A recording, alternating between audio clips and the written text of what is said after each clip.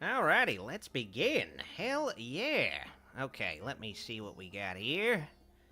Let's see who's all here early. Well, greetings to you early folks. Whether I can see you or not, greetings. Either way, we're gonna be starting in just under a minute. Hell yeah. It's been a while since I've done one of these streams. I'm gonna try to make sure it's not a while the next time around, but who knows? Who knows what the future holds? I guess it'll depend on how successful this stream goes. Oh god, I hope it's successful. Oh, it will be successful.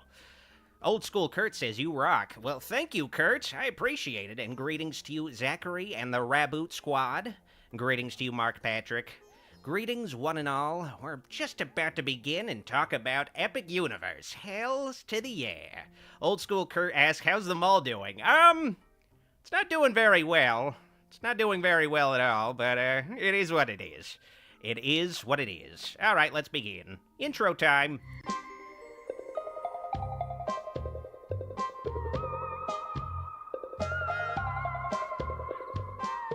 Greetings, I'm your host, Dr. Wolfula, and welcome to Dr. Wolfula After Dark, my late-night talk show where I talk about the latest things happening in the world of horror.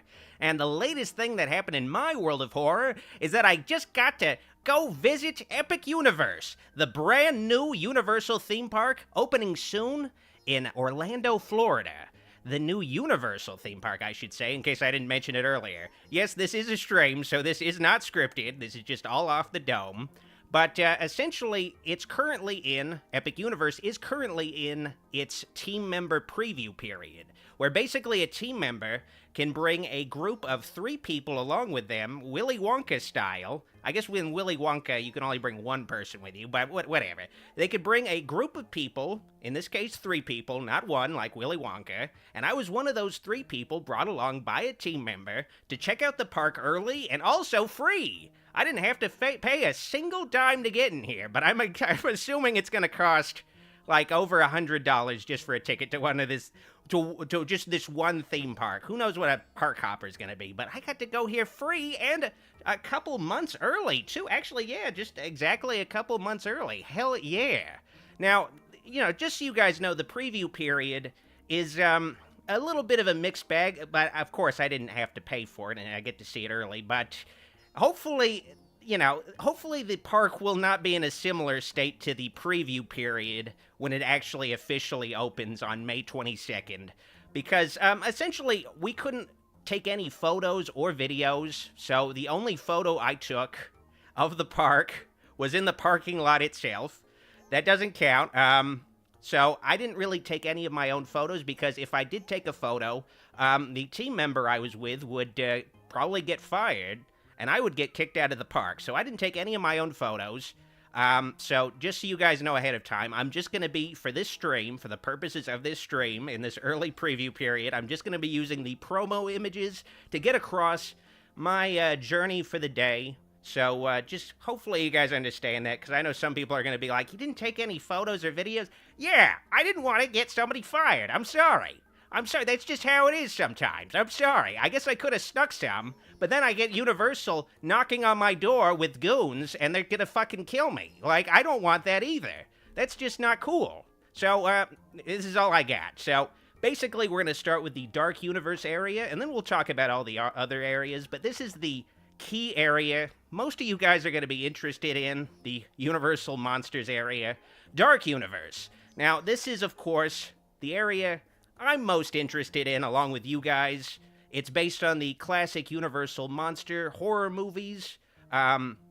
It's a pretty ambitious area because there's not really dedicated horror areas in a lot of theme parks.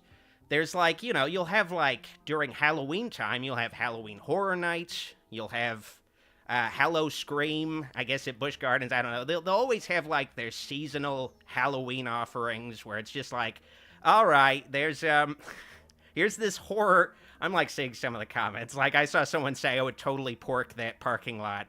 I'm guessing you would fuck the parking lot of Epic Universe, but yeah, essentially, you know, you'll have like just seasonal Halloween offerings and shit, which is, you know, cool, but this is like a year-round horror experience, and it's based on like the films that pretty much spawned modern horror, especially horror films themselves. There were horror movies before Universal was making them, but there weren't quite as many, and quite as many of the quality Universal was pumping out in its earlier days. So it's really cool to see Epic Universe as a Universal park finally honor its classic Universal monster movies.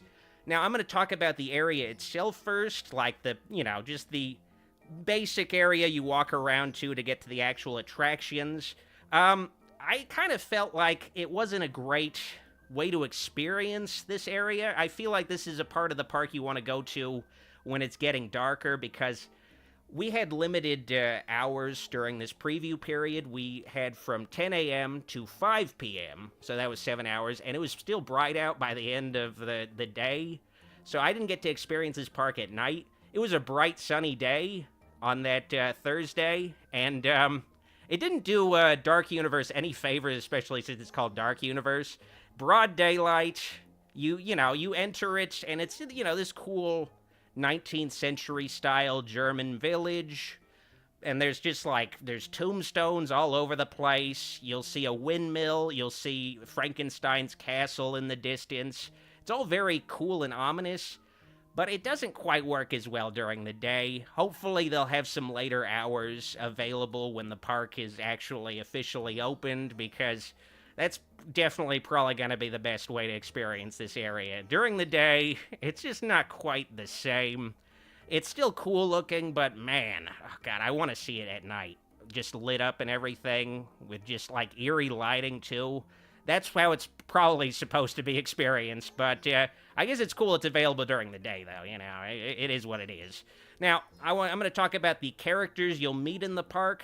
Now, of course, this concept image shows the Frankenstein monster and the Bride of Frankenstein. I did not see them. Instead, I saw the Invisible Man, and from a distance, I thought the Invisible Man was Rorschach for a second, because he looks like, of course he's not invisible. They don't have an actual invisible guy with his cock and balls out.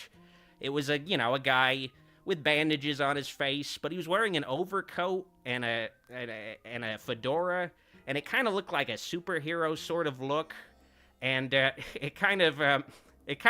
did totally think it was fucking Rorschach. I was like, is that Rorschach? What is he doing here?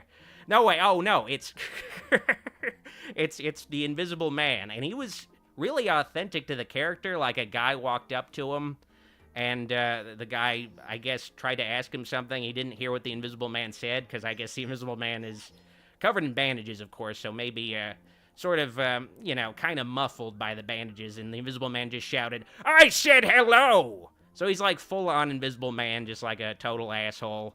You'll also see you'll also see, when you enter the Dark Universe area, you'll see, a guy playing a violin, a hunchback assistant guy playing a violin, or you'll see, I also saw Victoria Frankenstein, I think, sort of addressing a crowd of people, just giving, some kind of speech. I didn't stick around too long to check out that stuff, because there's just so much shit you have to see in the park before it closes. But it's cool. It's definitely a very active area. They got lots of characters and just environmental elements moving around. It feels very alive for a place that's supposed to be scary and dead. So it's pretty impressive, especially during this early preview period. Now, on to the first ride I went on. The first ride I went on was Curse of the Werewolf, which is a pretty solid ride. But again, I feel like riding it during the day in broad daylight doesn't necessarily do it any favors, because it is an outdoor roller coaster. Essentially, it's, of course, Wolfman themed. You go through Maleva, the gypsy's tent, and you go onto a cart that can spin around, and you're launched down a bunch of hills, and you basically slingshot back and forth between the hills while you're spinning, until you eventually go up you eventually launch up this one big hill while you're hearing werewolf noises. And it works really well. I feel like it'd be so much cooler with the lighting at night and everything. So I want to hold off my thoughts. According to this concept image, you should be able to see a werewolf, but I didn't see any werewolf animatronic on the ride. I just heard werewolf noises. So I can't really say for certain what's the deal with the maybe there's a werewolf on it and I just didn't fucking see it. Who knows? Maybe it's more prominent at night if it is there and it gets lit up and you can see it's like red eyes or whatever, but I didn't see a werewolf. I just heard it. Maybe if I wrote it again, I'll pay more attention, but I guess we'll see. But yeah, it's a good ride, but not one of the best rides I rode. Actually, yeah, I think middle of the road ride. I rode 5 rides total. I'm going to go through all of them, but the next ride is the other ride at Dark Universe. The final ride I'll be talking about with Dark Universe. The highlight ride for me of the day, Monsters Unchained, the Frankenstein experiment. Now, as the title suggests, it's a Frankenstein-themed ride, but it's really a Universal Monsters-themed ride in general. It's basically got pretty much, I think, at least nearly all the Universal monsters in it. It's got Frankenstein monster, it's got Dracula, it's got Wolfman, it's got Creature from the Black Lagoon. I guess maybe it technically might have Invisible Man. I didn't see him. He might have been invisible because of that. Like, I don't know. I didn't see him, at least in his bandaged up form, but maybe he was there, but he was just invisible. So I guess technically you could say he's on the ride. I just didn't see him. It also surprisingly had Phantom of the Opera. When I was in the queue area, I saw a photo of the lead actress in Phantom of the Opera, like in a photo, and I was like, huh, that's kind of interesting. I'm kind of surprised by that. And then I just saw the actual Phantom in the ride, and he looks so fucked up and scary looking. I think he's like the first monster you see on the ride. Just a very, very impressive, like, display with the animatronics in general. Like, the promo images of the animatronics don't really do the animatronics justice at all, of course. Like, I do have mixed feelings, of course, with the kind of action figure aesthetic to the redesigns of the monsters. They kind of try to go for more of a Guillermo del Toro vibe with the monsters, where, like, Dracula doesn't really look like Lugosi. I guess maybe the estate wouldn't allow it or something, but he looks more like a Twilight vampire, kind of a twink vampire. Actually, kind of like Joker as a vampire or something. And I'm not so into the Frankenstein monster not wearing a shirt. Creature from the Black Lagoon looks cool, though, with the prominent teeth and everything, just kind of faithful to the original design, just with more prominent sort of shark teeth. Thank you for the super chat, Thib Travels. I rode Monsters Unleashed, and I've been fully erect since. It might be permanent. Oh, man. Okay, if you ride Monsters Unchained for more than, and you have an erection that lasts for more than 3 days, definitely call your local Dr. Frankenstein. Now, I'm going to go into the actual story of the ride. Now, I've talked about the animatronics. The story is essentially told initially through the ride queue area. The ride queue area is very impressive because it feels sort of like you're going through a Halloween Horror Nights house, just without the scare actors jumping out. But it has that same kind of vibe to it, where it's just this kind of spooky hallway you go through, and you basically get the lore of the ride, and it gives you a sense that the ride is basically a continuation of the classic Universal monster movies. You'll see, like, a painting of Colin Clive as Dr. Frankenstein up on the wall. You'll see like a photo, like an actual still from the original Frankenstein, a photo of Elizabeth and Victor, who is the guy trying to cuckold Henry Frankenstein. You'll see a photo of them together. I don't know why the Frankensteins would hang that photo up, though. I kind of question that. Like, this is the guy. Hey, kids, this is the guy who tried to cuckold your your great-great-great-grandfather, whatever. I don't know.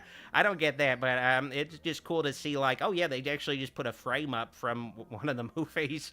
And you'll see in one room, you'll see a found footage style video of the descendant of Dr. Frankenstein, Victoria Frankenstein, capturing all the monsters. It's done in, like, kind of like, it seems like a hybrid of, like, live action footage and CGI.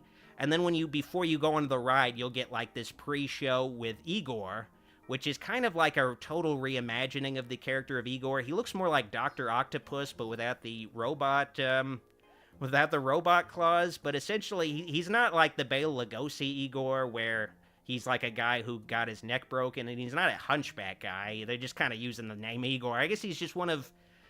Just a guy, just an assistant named Igor. Like, I don't know, maybe Victoria Frankenstein is like, I gotta have a guy named Igor be my assistant. Like, it doesn't have to be like a one-to-one thing. It just needs to be named Igor.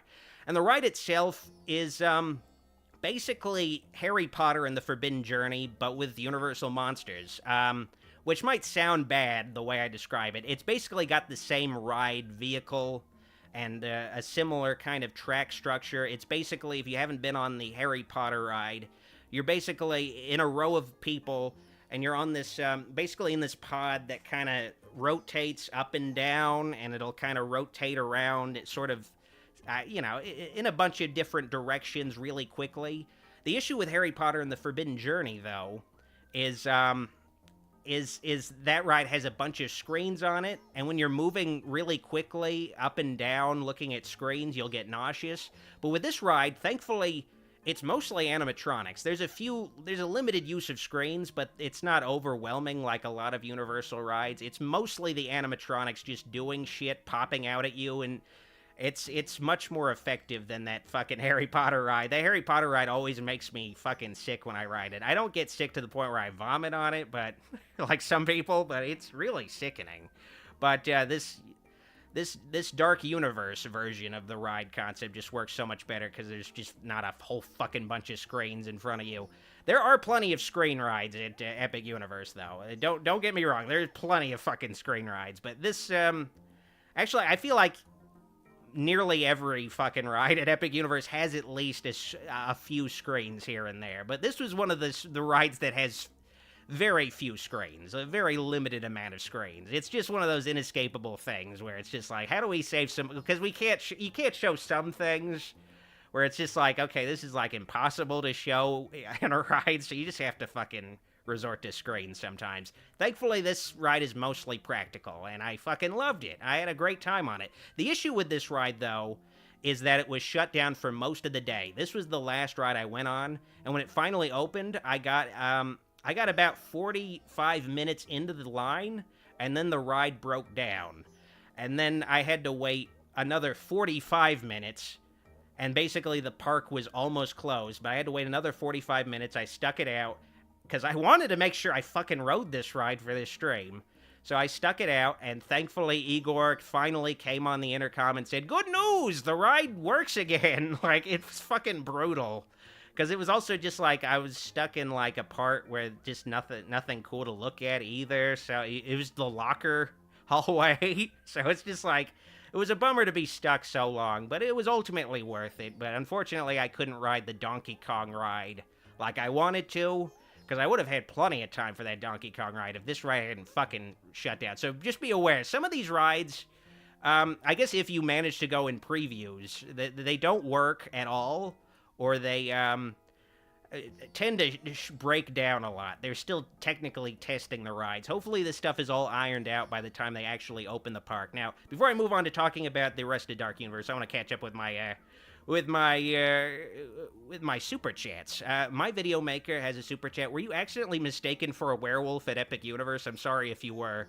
Yeah, it got to a point where I had to basically kind of scold someone and give them basically a lecture about racial profiling and everything. Like, it was very awkward, but it's just one of those necessary things you have to call someone out on eventually, because I'm tired of living this kind of experience as a Wolfulite. It's unfortunate.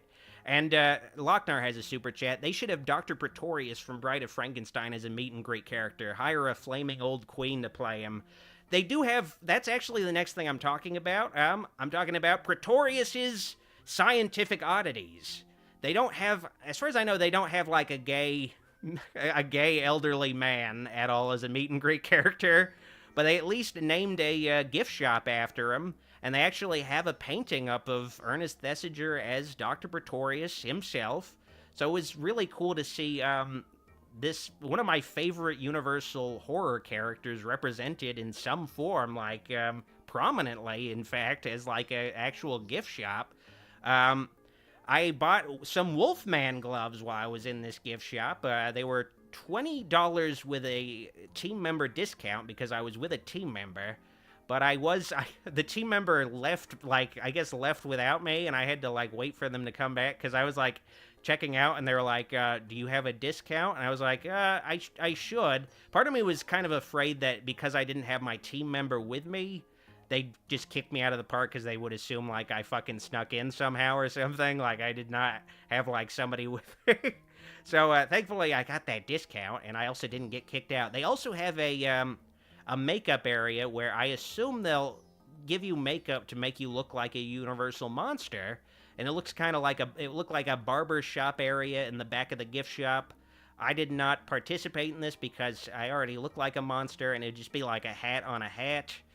But now that's pretty much all. There were other things, but I didn't have enough time to like check out like the restaurants they had there. Like they have like a place called the Steakhouse, Stake, which is of course a restaurant where you can get steak, a Dracula themed restaurant. I didn't check out inside. There was a restaurant I went inside, but it wasn't really a sit down restaurant, and I wanted like a real meal. I guess it was serving some specialty drinks and snacks and stuff, but I didn't really need that at the moment.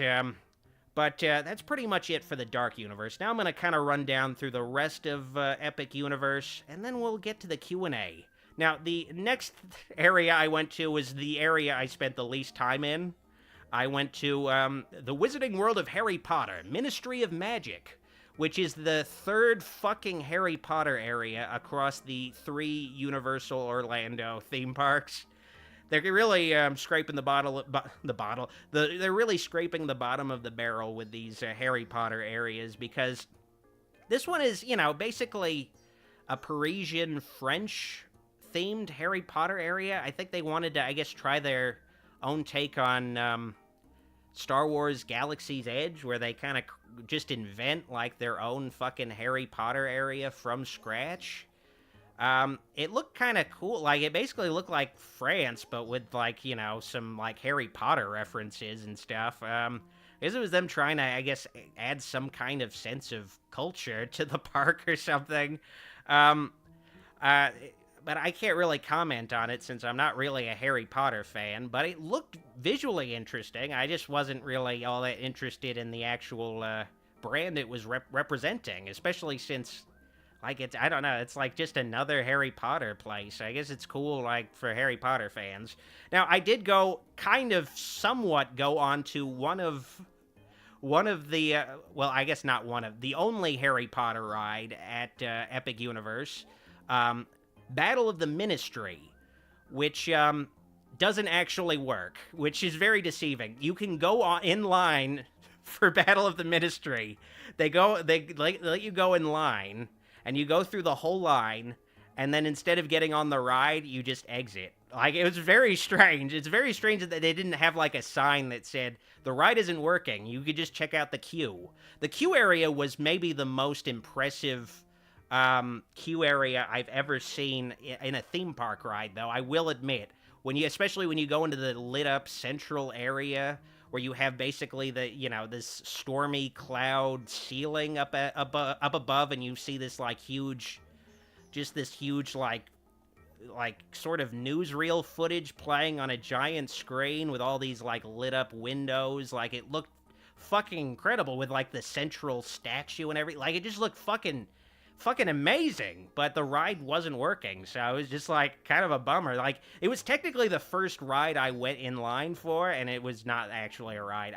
The ride seems to be like Tower of Terror, where you go onto an elevator, but it's like a magic elevator, so you sort of fly around the Ministry of Magic or whatever, but it wasn't working yet. It was not working. So that's enough Harry Potter bullshit. Now, this is my second favorite area of the park, and probably the area... Oh, I fucked that up. Let me put that back. Probably the area most people are most looking forward to, Super Nintendo World. Of course, in its current form, it's basically just the Mario franchise, and I guess technically Mario's a spin-off of Donkey Kong, and a little Donkey Kong area with a Donkey Kong ride. I'm hoping as a fan of Nintendo in general, they add Zelda. Apparently Zelda is rumored to be added in the future, and some other Nintendo themed areas, because I guess they call it Super Nintendo World to give themselves room to grow, room to spread their wings and add some other Nintendo branded stuff, but it's pretty much just Mario. And the Mario stuff, I am a Mario fan. It is very cool. I guess an issue I should mention, at least during this preview period, is that the gateway into the Mario, or I should say Super Nintendo world, the gateway into Super Nintendo world does not fucking work yet.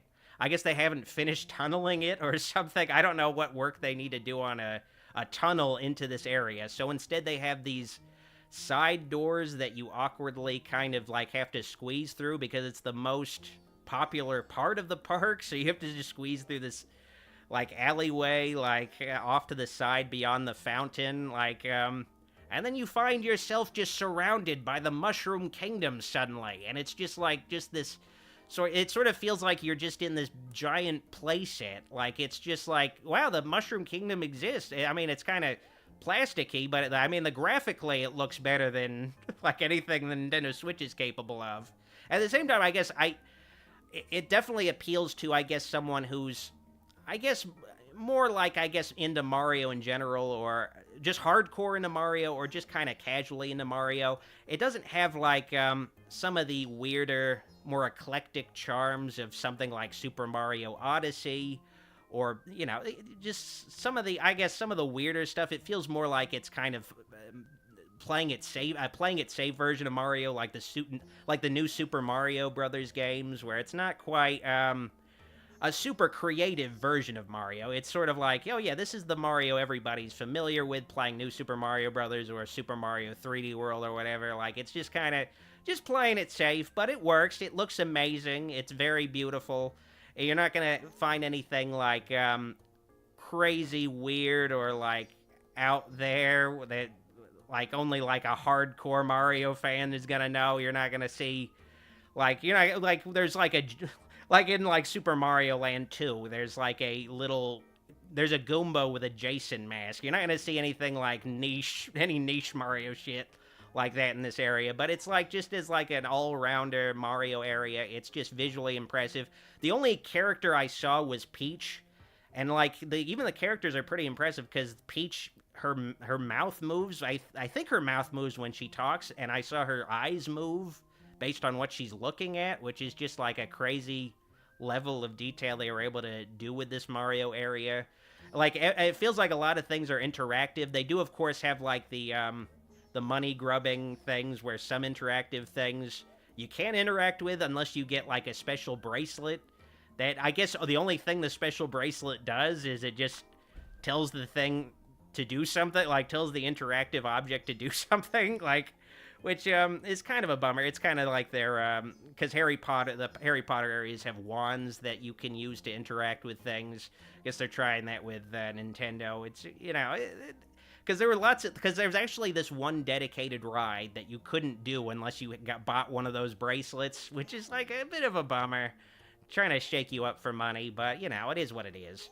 Now, this is the first ride I went to at Super Nintendo World because it was the only one initially open.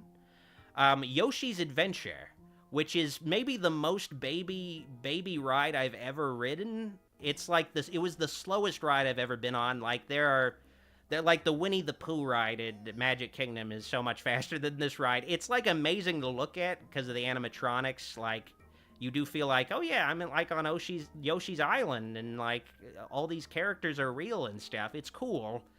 But, like, it has kind of this half-assed interactive element where, like, it's definitely designed for babies, where you basically, when you ride it, you have these 3 buttons that represent 3 different colored Yoshi eggs. And when you see a certain color Yoshi egg, you press that corresponding button. I don't know what happens. It doesn't seem to keep count or anything. I guess it's just like, you know, a Dora the Explorer, like, you know, Nick Jr. fucking thing, where it's like, all right, I need to see if my child can like spot something and like can like recognize what colors are or something. It's very babyish. I would never ride this ride ever again, even as a Mario fan, because it's just such a baby ride. Even though like the environment looks cool, unless like the ride had a short line and I was with somebody else who hadn't been on the ride before or liked the ride. That's the only situation where I'll go on Yoshi's Adventure again.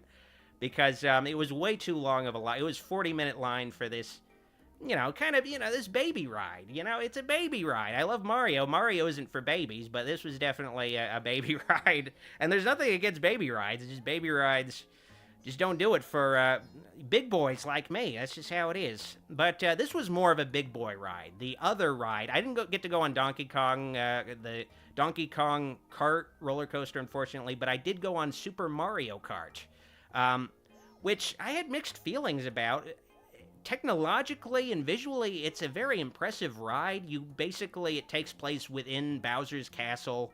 The whole ride queue area, you're basically just going through Bowser's foyer, you're going through his library, you basically have and there's all kinds of cool interactive elements. There's you could see booze kind of flying around in the bookcase and things. It's very impressive. And then when you get on the ride, it's basically a kind of a hybrid. It's an augmented reality ride where you put on this Mario hat helmet that has these goggles that clip on, and you basically see the other kart racers around you. The kart racers aren't really physically around you.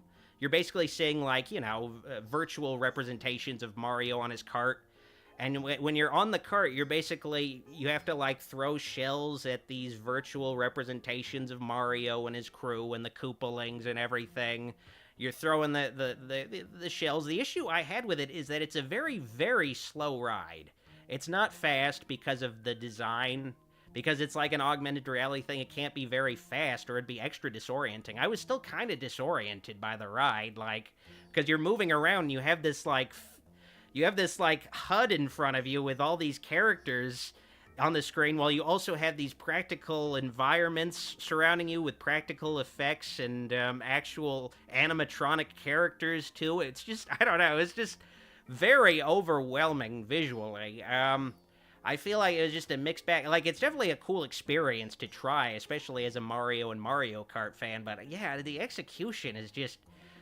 It's just, I don't know, I guess it's Nintendo one of those situations where Nintendo's trying too hard to innovate, and it's not quite working out that well. That's always been Nintendo's, I guess Nintendo's boon and, a drawback to Nintendo is that they'll push technology really hard to try to innovate things, and sometimes you'll have something like the Wii U. I had a Wii U, but most people aren't into the Wii U. You have, just some stuff that just is cool conceptually, but just doesn't quite work super well. But, I could tell this is going to be a popular ride just because it's fucking Mario Kart. It might not be the best representation of what Mario Kart could be as a ride, but it works well. It gets the job done.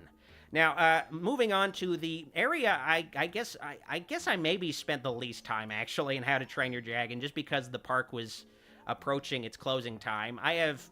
No, I like the How to Train Your Dragon movies, but I'm not super into it. I do kind of question, having a whole dedicated area to How to Train Your Dragon. It's definitely an amazingly huge area with, tons of tons of moving objects and interactive things. It has so many rides. I just didn't have enough time to go through it all. The only ride I went on in the How to Train Your Dragon Isle of Berk area was Hiccup's... What is the full name of this fucking ride? Let me see. Oh, man, the ride name is just so long that I can't even fucking read the whole thing. Hiccup's Wing Gliders. Okay, yeah, that's what the name of the ride is. Hiccup's Wing Gliders. And it was a pretty solid, fun, sort of mid-tier... scare.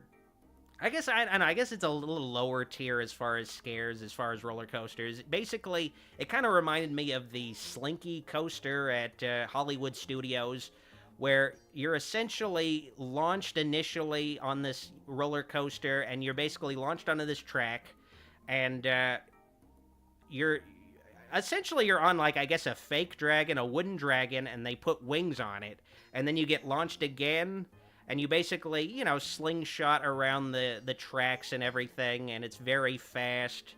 There isn't really a moment, the only moments where you kind of slow down are when they're kind of, just sort of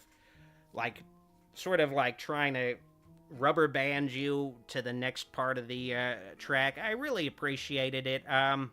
But again, I'm not super hardcore into this franchise. I'm kind of surprised they didn't make it like a DreamWorks area where they could have How to Train Your Dragon biomes and maybe have Shrek biomes and have like, a representation of a bunch of other DreamWorks properties. I'm just kind of surprised they just dedicated this whole area. I guess How to Train Your Dragon is a lot more popular than I figured, because they're making like a live action remake of it this year too. I guess it's a bigger deal than I realized, huh?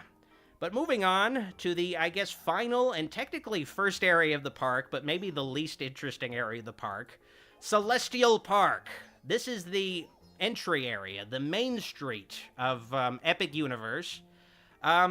It's a good thing about it is it's not based on any pre-existing intellectual property, which is good because, it's kind of fucked up how much theme parks are just so heavy on intellectual properties now. They're not as much about creating something new. Like, there was this era when Disney and Universal would create like a totally new thing that wasn't like based on a movie, like Haunted Mansion or Pirates of the Caribbean, that they would maybe turn into movies.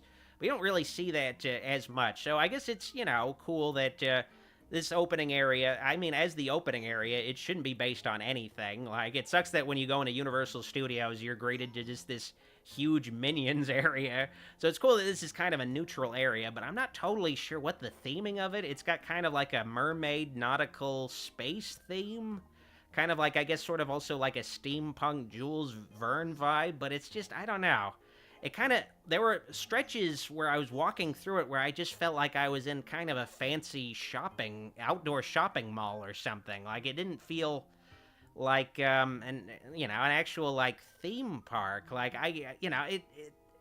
it's also the area where they were still doing the most work still on it. There were, like, lots of, like, handymen, like, up on the roofs, still, like, just, like, setting up all the things. Like, they had, like, one animatronic dragon thing that had, like, its neck was open and you could see, like, the robot parts inside of it. Like, it just wasn't totally finished, but, it also has the central sort of landmark, which is kind of this tower with a bunch of orbs representing the different areas of the park. I guess the idea of Celestial Park is you're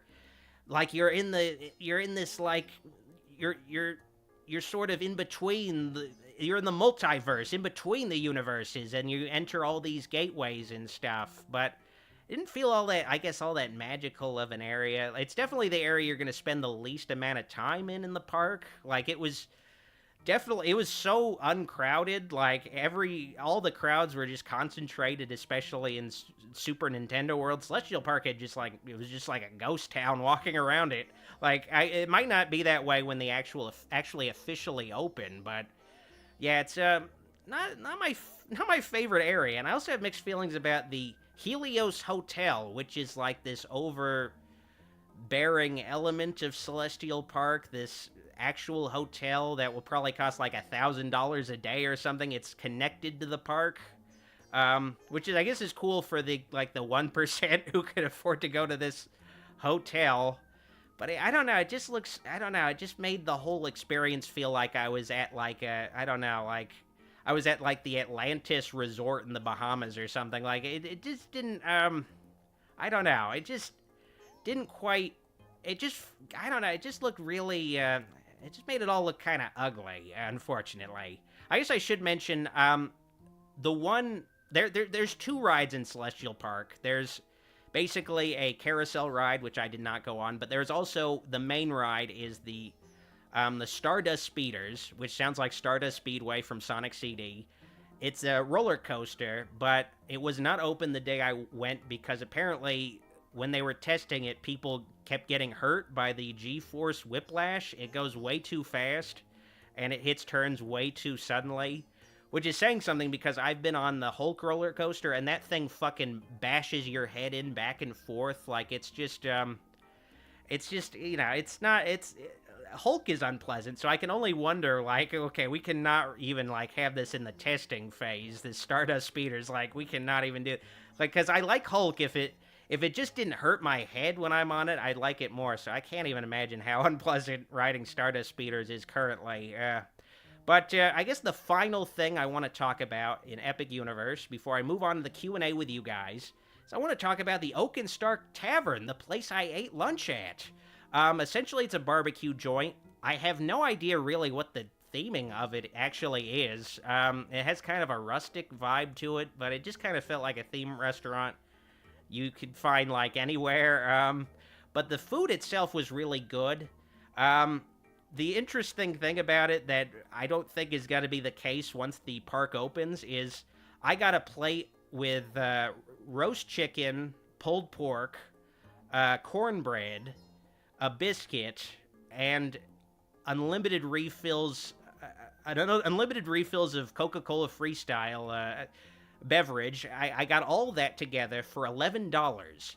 Now, I'm going to assume that is not going to be the case when this park actually opens. They want to stress test the restaurants and, like, get the limited amount of people who are going to be here and testing in the actual restaurants, testing them out, making sure they'll be ready to go when the park opens. I'm going to be surprised if, like, the meal I ate... I'm not going to be surprised if the meal I ate is going to end up costing $25 or something when the actual park officially opens. But I was, like, so amazed. Whoa, that's... actually an affordable meal for a theme park, $11 for all this. Like, I was full at the end. Like, it was just just an experience I'll never fucking have again at a theme park. It's just amazing. And maybe the food will also be worse when they officially open too. Who knows? But man, it was like eating like a king. Oh man, it was amazing. And that's pretty much it. Like, I basically broke down my entire experience at Epic Universe. The park is opening officially on May 22nd, 2025, so in a couple of months. I'm going to try to see if I can make, like, an actual video sort of breaking it down with my actual own footage and photography, but couldn't really do that, so I figured, this could be, like, a fun thing to chat about during a live stream. But, yeah, I'm looking forward to it officially opening. I might be able to get into it early again. I probably won't do another stream like this, but they're still in, like, the team member testing period, so I guess we'll see if I can weasel my way in early and free again. Fingers crossed.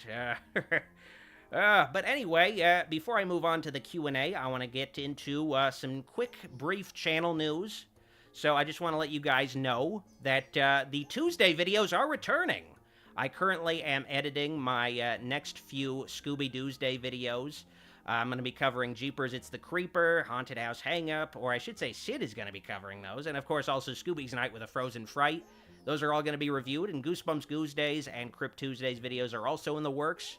The idea with this new round of Tuesday videos is that I'm basically just going to take some time to just stockpile a bunch of them, so I just have like a huge backlog of these videos ready to go. And yeah, that's pretty much what I'm currently working on before I work on the next big video. Just figure I need to finally bring these back. But anyway, also I want to promote my Patreon real quick, patreon.com/drwolfula. The next movie night stream I'm having with my Patreon supporters and channel members is Hills Have Eyes, the original film directed by Wes Craven, and its 2006 remake. So if you're interested in supporting the channel and getting a bonus movie night every week for just $5 a month, go to patreon.com/drwolfula or follow the link in the description. Thank you for your support. Now let's move on to the Q&A. And let's see, I rebuilt this from the ground up. Oh yeah, I rebuilt this from the ground up. Some stuff is not working. Okay, there we go. All right. Okay, now that some of the super chats are are showing, but those are old super chats, I think. Let me see here. I rebuilt the stream from the ground up, so so some things, I guess, aren't totally working right now, but okay, I can see the chat, and the chat's finally showing up. It's just catching up with the super chat stuff. All right, let's find a question. All right. Marilyn Moreau says, Scooby vids make me so happy. I'm excited you're making more for us. I mean, the thing about this next round of Scooby-Doosday videos is that may or may not be the final round. There's just 6 more episodes left of Scooby-Doo Where Are You that need to be covered on the channel. And it remains to be seen after this last 6 videos of Scooby-Doosday if there will be more Do Talking to Me videos. Because the next logical thing, of course, is covering is at least doing a overview / review of the new Scooby-Doo movies, and maybe possibly following that up with individual reviews of each episode of that show. But I guess we'll see. I guess we'll see how I feel about it. But I'm gonna finally finish off the original series this year in video form, hopefully. I mean, honestly, not hopefully. That's the thing I'm dedicated to doing right now. Especially since after the Deaduary videos, I am admittedly somewhat burned out by the bigger, more ambitious horror movie reviews right now. So it'd be nice to make a bunch of lighter videos that aren't like 20 plus minutes each. Like, it's gonna be pretty nice. All right, let me see. I saw something about Gal Gadot. Let me see here. Mike C. asks, you gonna witness Gal Gadot's terrifyingly terrible performance in Snow White? I'm so glad, people don't like Gal Gadot anymore, or Gal Gadot, whatever the fuck her name is, however you pronounce her name, because I never liked that bitch from the start. I never liked her playing Wonder Woman, to the point where even though I heard Wonder Woman was good, I still didn't see it. I'm still I just did not. I just feel like she just doesn't have any real substance to her performances and things. She's just so wooden. I don't know. It's just she's attractive, which I feel like that's the only thing she has going for her. But I don't know. Wonder Woman feels like needs a strong actress with substance, and I just never got that vibe from her, so I just never felt like seeing any of the movies. So I'm glad, we're in the, we're now in the, fuck Gal Gadot era. Oh, man. Thank goodness. Beavis says she cute, though. I mean, she's a nice-looking lady, but even just looking at her as, the evil queen, I guess they were okay, the evil queen is a sort of just an evil character that's kind of not super emotional or anything. She shouldn't fuck this up at all. Not JPEG asks, can Saw 11 be saved? I've been asked about this. The thing is that there's gonna be a Saw 11 no matter what. I guess there's concerns from fans that there will be no more Saw movies.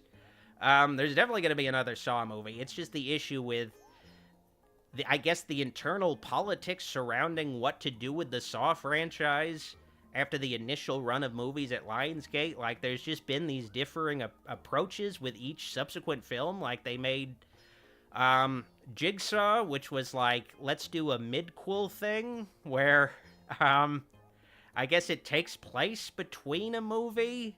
And then they did that again, of course, with Saw 10, with more success because it actually brought back John Kramer, in the present. Jigsaw was it was flashbacks that kind of had something to do with a modern story. I don't know, it got confusing. And then, of course, I didn't even see Book of Saw, Spiral, like a lot of people. I was looking forward to Spiral, Book of Jigsaw.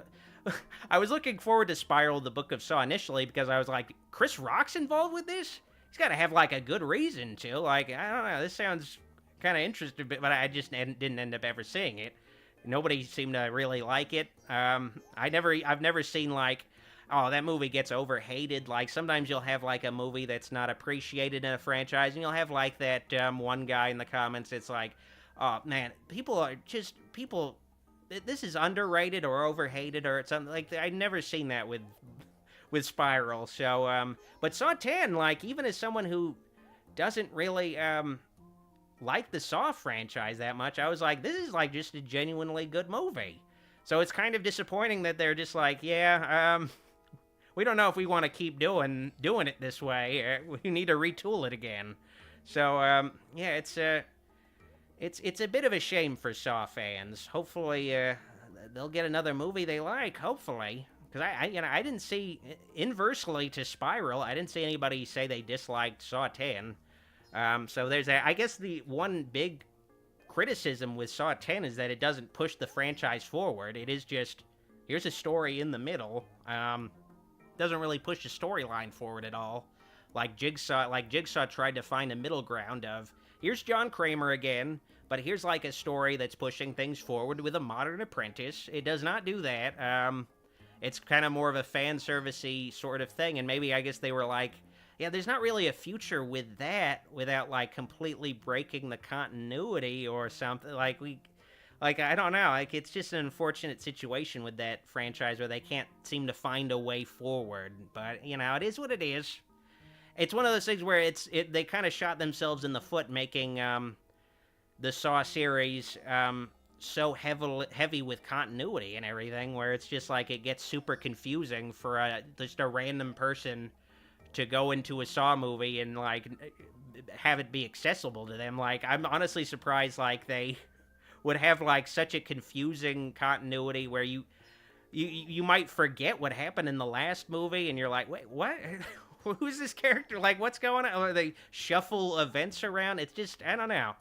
It's honestly very impressive that the franchise has been able to go on for 10 entries despite certain elements that, act against its best interests of moving forward. It's just got that avid of a fan base, and I definitely appreciate it. Edward says Goulash is a hooligan, and Marilyn says Ghouligan. Ghouligan's Island is a spin-off that we've been attempting to eventually get off the ground, try to pitch it to, like, TV Land or something. Like, I don't know, it's spooky Gilligan's Island, and I could be, like, the skipper. Because, like, the skipper was the real main character of Gilligan's Island. Like, he was the guy who, like, ran the ship. Like, he's the main guy. They just named it Gilligan's Island. I don't know. Like, it's just, I feel like it would be very fitting. So we're trying to get Gilligan's Island off the ground soon. Beavis says Spiral feels like a direct-to-DVD Hellraiser sequel. I actually agree with you there. Yeah, it feels like that one Hellraiser movie where it's like, even though I've seen clips of Spiral, it feels, based on what I've seen, it looks like that one Hellraiser movie about, like, the seedy cop who's, like, fucking prostitutes and stuff and, like, has to solve a Seven rip-off mystery or whatever. Like, just one of those, like, one-off fucking Hellraiser sequels. But it has Chris Rock in it, who isn't necessarily, I guess, a big box office draw in the context of a horror movie sequel. I mean, it'd honestly be like if Danny McBride starred in Halloween 2018, where it's like, yeah, he's playing the new Dr. Loomis or something. Like, it'd be like that, where it's like, okay, all right. Masala Monkey says, I think Saw has kind of run its course like Scream. It needs to reinvent somehow. Yeah, it's just like, it's just one of those things where they only really need the iconography of Billy the Puppet somewhere. Because it's like the thing that, most people who aren't super familiar with the franchise, they know Billy the Puppet to the point where they think Billy the Puppet is Jigsaw. They just need that fucking puppet around, and they can maybe go forward with someone else, or figure out some, like, creative way to still involve John, or I should say Tobin Bell in some form. But they don't need to necessarily have a heavy involvement with John Kramer. They just need to, like, I guess, continue and reinvent the familiar iconography, and that's really all they need. But I guess it's hard to figure out, I mean, without totally rebooting the thing, which I guess they're also kind of gun-shy about, which is, definitely understandable, because rebooting also, like, I don't know, opens up a whole can of worms with a horror franchise, especially, one that's still, I don't know, it's 21 years old, which Halloween was rebooted. Actually, Halloween wasn't rebooted until it was 29 years old. So, well, I guess not. I should say it got a remake from Rob Zombie. So they waited 29 years to remake Halloween, I suppose. I guess give it another like another few years. You could maybe reboot or remake Saw. Okay, Marilyn Morose asks, I know you were looking for a full meal at Epic Universe, but did you notice any fun or cute themed snacks while at the park? I noticed they had like some snack stands, especially in Dark Universe, but a lot of those snack stands were not open yet because they're basically they're testing out the queues, the rides, the main restaurants and stuff. They maybe don't have like the menu finalized for what they're going to be serving as far as themed snacks. There's definitely going to be themed snacks. They just didn't seem like they were available. They maybe were available at Super Nintendo World, but I already ate such a huge lunch that I wasn't really looking at the menu. The thing with Super Nintendo World is that it already has a Japan and Hollywood location, which this Epic Universe location seems to heavily be based on, to maybe to its detriment, because the Super Nintendo World area, because it makes sense in Japan and Hollywood for it to be so heavy on stairs and hills, because you're basically inside a valley, but and I guess also to kind of evoke the platformer vibe of the games, where you kind of, you don't get to jump up, you don't get to jump up platforms, you have to just walk up a bunch of stairs. It makes sense in Hollywood because it's so constrained, and because they have so many fucking escalators and stuff, and it's up against a hill. But in, like, the flat Floridian setting, especially when they have, like, such a sprawling, location to work with. They have like a huge parking lot. I feel like maybe they could have made, I guess, the Super Nintendo World a little less cramped together and have like a little, like some fewer stairs. You could take an escalator, but the escalators are for like people who are people who are on mobility scooters or in wheelchairs and shit. Like, I feel like a lot of people, I feel like a lot of people do the mobility scooters and wheelchairs. Like, not all of them, but some people do that at theme parks just so they can skip the lines. I feel like that's kind of a safe theory to make, because I've talked to people who will fake disabilities just so they can fucking skip the lines at theme parks. Like, they'll have like a cast on and they'll skip their whole party to the front. Like, there's shit like that all the time. But anyway, I digress. I did not partake in any themed snacks, unfortunately. Maybe they were there, I just didn't see them. There's just so many things at Epic Universe I didn't see because it's such a huge park. Like, the map doesn't really do it justice, because it's so much bigger than what the map seems to imply. When I looked at the map for Epic Universe, I was like, it doesn't really seem like that big of a theme park. It's fucking gigantic. Celestial Park, the central area, despite its like convoluted theming, it is huge itself, and it leads to these other huge areas as well. Like, it's a very big park. But yeah, I didn't get to appreciate all of it, especially since even during this sneak preview period, I could only go on 5 rides. A lot of the rides were like half-hour to an hour wait, despite the limited crowds at the park. It's fucking crazy.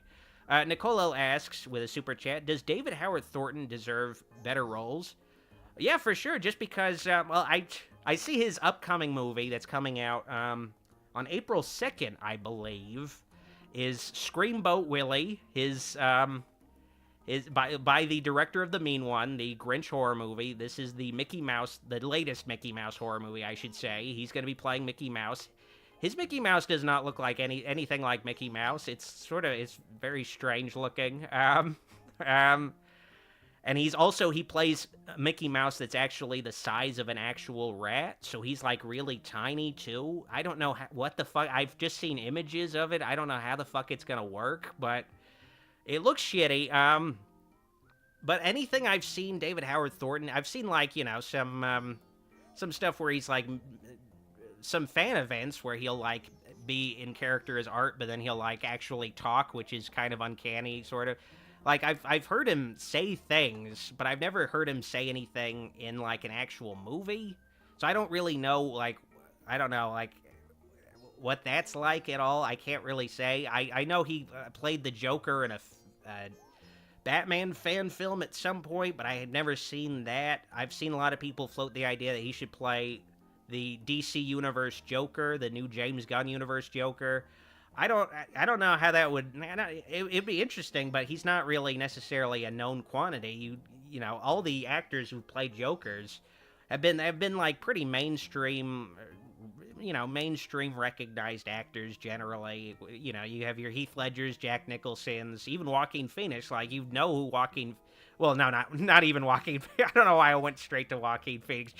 Even Jared Leto, you know who Jared Leto is. Joaquin Phoenix, of course, you know.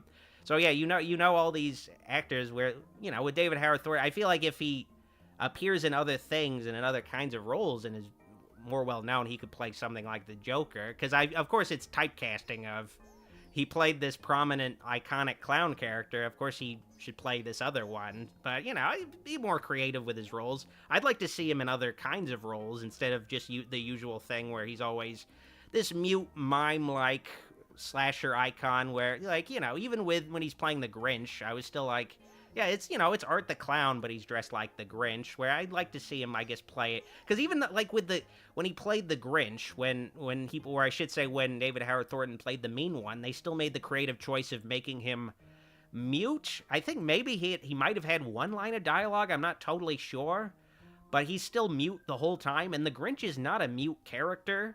It maybe was an opportunity to have him be like a character who kind of talks in like the Jim Carrey voice or something. Because the mean one was also just evoking much more just the live action Jim Carrey Grinch more than like the actual literary inspiration, like the most mainstream thing, like the thing everybody, like every millennial and Zoomer knows with the Grinch, the Jim Carrey version. No, just the most basic Dr. Seuss references with that. So, I don't know. It's one of those things where I feel like the directors, David Howard Thornton, kind of ends up with, they're not super creative with how they implement him, and they don't let him necessarily, I guess, spread his wings as an actor and, showcase other things he can do. They definitely play to his strengths, but they don't really, I don't know, I've just never seen him, I guess, go into other kinds of territory, I should say.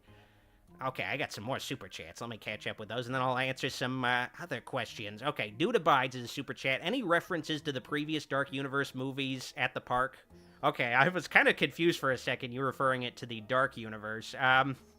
Because, yeah, that theme park area is Dark Universe, but as far as Dark Universe movies, there was only one, that Tom Cruise Mummy movie. I saw I actually didn't even mention it. There is a mummy in Monsters Unchained. I wasn't sure if it's an actually pre-existing mummy character in the Universal Monsters canon. It looked like a cool mummy, but I didn't necessarily clock it as oh yeah, this is the Boris Karloff one or the Lon Chaney one or someone related to it. It was just a mummy. As far as I guess other, I kind of mentioned all of them, but yeah, they were they kind of covered all the basics. They had Phantom of the Opera represented, they had Invisible Man represented, they had Frankenstein monster, Dracula. I was kind of surprised I didn't see any Bride of Frankenstein anywhere represented in the rides. At least I don't think I saw. Yeah, I don't think I saw a Bride of Frankenstein animatronic anywhere. Apparently there's a meet and greet character actor who's dressed up as the Bride of Frankenstein. I didn't see her though when I was there. I've just seen her in concept art. I wouldn't be surprised if she's there, because she's I don't know, one of the most unique elements to the Universal monsters that's recognizable but also kind of exclusive to the Universal canon, just visually, with the beehive hairdo and the lightning bolts on the side and everything, just a recognizable female character. To the point where, admittedly, they did make the current Dr. Frankenstein a woman, Victoria Frankenstein, to kind of try to make up for a lack of female representation in the Universal Monsters canon.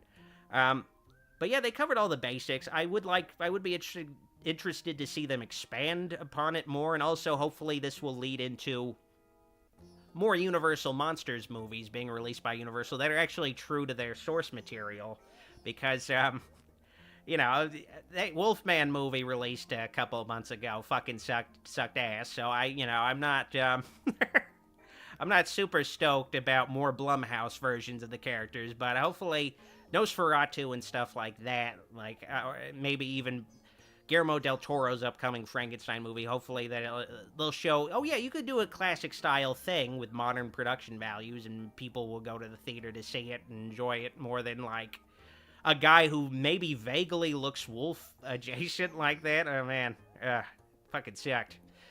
Ricky the Mad Dragon has a super chat. Thank you, Ricky. Hello, Doc. Screamboat Willie at least looks to be a fun bad movie where you don't take it seriously and have fun watching it, unlike the crap Mousetrap. I haven't even seen Mousetrap yet. I did, talk about it to the point, I talked about it at the beginning of my Night Swim video because I was just so, I hated Night Swim so much that I was willing to talk about upcoming Mickey Mouse horror movies because Mickey Mouse is public domain now.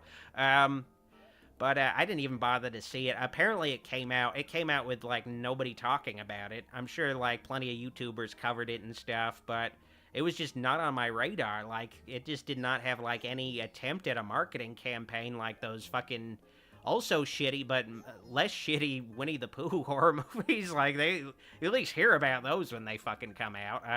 I guess you only really hear about the Winnie the Pooh ones. The Peter Pan Neverland Nightmare one came out without any real buzz or discussion about it. But it came out apparently. I don't know. It came out. I don't know. I guess they're not bothering with the non-Pooh the non-poo related horror movies. The ones that don't have any poo in them. Alright, let's see. Okay, just a couple more super chats. Chiron Arnold has a super chat, thank you. Man, I still watch the review of Halloween 3 just to hear you refer to the witch mask as Sarah Jessica Parker. Well, I appreciate that. I kind of wonder when I'm going to come up with my third review of Halloween 3 Season of the Witch. You guys just know I'm going to do a third batch of those Halloween reviews. I'm just going to, it's going to happen. The next new Halloween movie comes out because it's going to happen. I'm going to be like, okay, I got to make these new videos. These new unnecessary videos. Got to do it. Amber Caleb Tyne has a super chat, thank you. Any plans to review Coppola's Dracula, my favorite version of the story?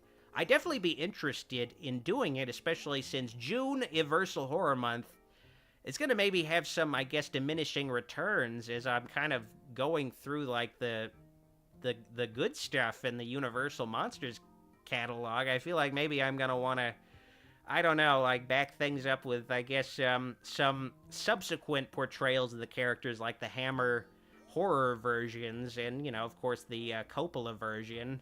Because, of course, Goulash and I are a Coppola goofballs, so, we gotta have some Coppola representation. Coppola's a good man, he's got that winery. Just don't ask him how he feels about Victor Salva, and then you just have a good time with Francis Ford Coppola. That does remind me, I need to cover, Victor Salva's Powder at some point. I gotta cover that movie. Alright, Mike C says, you review Halloween movies as much as you want, Doc. Thank you, Mike C. I appreciate the ringing endorsement and permission. I definitely appreciate it. I did get asked yesterday by a supporter of the Patreon if I'm going to be covering the Friday the 13th movies again. Because, there's a Friday the 13th coming up as far as the day. Because there's, a bunch of Friday the 13th every year. It's not really a holiday. It's a day you could treat as a holiday, but it's not it's this day every year or something. It's just a random day.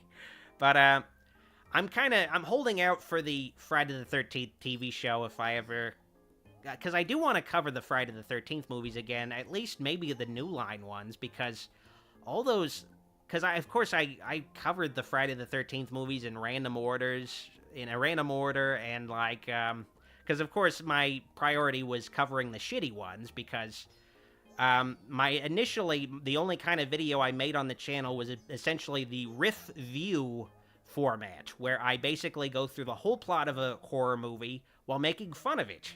But essentially, that gave me some limited aspects where I'm not going to, do a riff view of a movie I think is good and, try to force jokes about it and make fun of it or anything. So I eventually branched out, so there's a mixture of different kinds of approaches, but it definitely made it so, yeah, of course the first Friday the 13th movie I'm going to cover is Jason Goes to Hell, the final Friday. So there's lots of Friday the 13th videos on the channel that are super old. They're the first Friday the 13th video I did was Jason Goes to Hell in 2011, so that video is approaching 14 years old now. It came out, it was one of the first October videos, so that fucking video is old as hell and super short as well, too. Some people are like, don't re-review stuff. I want to still, like, I never delist the old reviews or anything. But yeah, like, I was just like, some of these videos are really old and they're very short. They're not very in-depth. So, of course, I gotta, like, I don't know, like, redo them in some form. But some of them are also, unfortunately, a little more recent. Like, you know, the most recent one was, I think, Friday the 13th Part 7, my review of that, which I think was just a few years ago. So it does create some difficult things. I don't know. We'll see how I decide to do it. But I do gotta eventually figure out something as far as revisiting the Friday the 13th and Nightmare on Elm Street movies. I just gotta figure it out. All right, let me see here. Not JPEG ass. Did you know that Kirsten Dunst was in 4 horror films? I mean, I guess I wouldn't be surprised by that. Was one of them Jumanji? Because that movie scared the hell out of me. Fucking scared me near to death. Oh, God. Benjamin says, love your videos, been a fan for 6 years. Hell yeah. That's what I like to hear. I don't like to hear, I just became a fan of your new videos. Why weren't you here the whole time? What happened? Where were you? Okay, I'm just kidding. But Ethan Hart has a super chat. Hey, Doc, do you have any plans to do a Texas Chainsaw Massacre ranking video? I can't wait to see what would be number 1. Yeah, you're gonna kind of like shit yourself finding out the number 1 is Texas Chainsaw Massacre 2022. I'm gonna throw you guys a real curveball. I'm gonna surprise even myself. It'll be the April Fool's Day video. But yeah, I definitely got to do more of those ranking videos. I think I've only really I've ranked the Halloween movies twice. The second time accounting for the recent Green movies. Friday the 13th movies I've ranked. Yeah, I don't think I ranked Nightmare on Elm Street, and I didn't rank Texas Chainsaw Massacre. I've done ranking videos of Texas Chainsaw Massacre. I think I ranked the top 5. I think I ranked the top 5 Leatherface relatives was a video. Just like a tie-in video for the Amino horror app, which I think doesn't even exist anymore. But, yeah, I definitely have to do more ranking videos people would actually be interested in. That's for sure. Yeah, I gotta do that, because people do like those ranking vids. They do appreciate them. All right, let me see. Time Lord Boy says, Kirsten Dunst was in Interview with a Vampire. Oh, I forgot about that.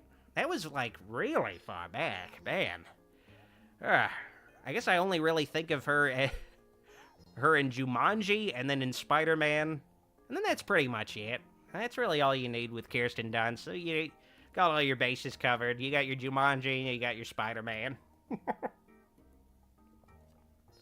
All right, Benjamin asks, who wins in a fight between Jason and Michael Myers? Okay, so I guess you need to kind of figure out what the parameters of this fight, what they're gonna be, because I feel like if it's just like you're basically in the middle of, you know, if you're in a suburb or something and both of them are on the loose, I feel like Michael's gonna, like, jump Jason and, like, just get him first. Like, he's gonna be stalking Jason and just sneak up on him and figure out a way to take him out. But, if it's like they're in, like, a room together, yeah, like, Jason would just, yeah, he would kick Michael Myers' ass, like, But then I guess you also have, like, I don't know. Because Jason, he's much more frequently and more explicitly supposed to be supernatural and stuff, so it seems like he couldn't really be killed at all anyway. Like, I don't know. But then again, at the same time, it's just, like, it's hard to gauge because, like, a small woman can kick Jason and Michael's ass by the end of their movies, so, who knows? Like, it's kind of hard to really call it, it's really just, I guess, whatever situation a writer will figure out to make whatever outcome they want to happen. It's one of those unfortunate things, because Jason and Michael do, of course, exist, but they don't fuck with each other. They're nowhere near each other. There's not a easy way to get them to cross paths, So it's it's hard to really figure out in the real world who would win. Like, you can only really theorize it and create, you know, pretend scenarios. Hopefully we'll be able to figure out some way to get those two in a room together. At least, like, I don't know, just like a little one-on-one sort of interview with each other or something. Like, I don't know. They don't have to fight. I don't know. Emperor Caleb Tyne says Jason Michael in a WWE ring. Man, they had like the Jason and Freddy weigh-in event in Las Vegas where they had, you know, of course, Robert Englund, Ken Kersinger in costume doing a weigh-in. But I think like it just like preceded a viewing of the movie. Like they didn't actually like get into a ring together and fight. That would have been like the ultimate promotion for that movie. Yeah, just like staging a wrestling match between the two. It's like, okay, I gotta see this movie now. Like, this is cool. Like, it was just like, they're just, you know, trash-talking each other. They're just trash-talking each other. Like, you know, which is something. I guess it was more like a boxing way. I guess they do weighings for... This is how little I know about, like, professional fighting. Like, oh yeah, that's like a boxing. That's not really as much of a wrestling thing. But yeah, Turner Jenkins asked, when was the weigh-in? I don't know when exactly it was, but you could see it as a special feature on the DVD and Blu-ray for Freddy vs. Jason. And it's also probably on YouTube as well. You can see it on YouTube. But, yeah, it's a cool feature just to see, I guess, Freddy, because, you know, it's one of those fucked up things where there was an Arsenio Hall interview to promote Jason Takes Manhattan, where Kane Hodder showed up to do an interview with Arsenio Hall, and like in costume, in full costume, anything. But of course, Jason can't talk, so it's just Arsenio Hall awkwardly sitting in front of Jason, asking him things, and Jason just sort of looking at him, like there's no, like nothing, and then like Jason kind of like seeming at first like he's gonna attack Arsenio Hall, and then like the interview is just over. Like an amusing bit of television, but it's a limited thing where you have like. You can have, like, a guy, like Freddy, like, talking with Jason, but you can't, you know, there's only so much Jason can actually do that's not fucking killing the other guy. Like, it's just a limited character in that regard. It's such an unfortunate... If only Jason talked. They need to start making him talk. Come on.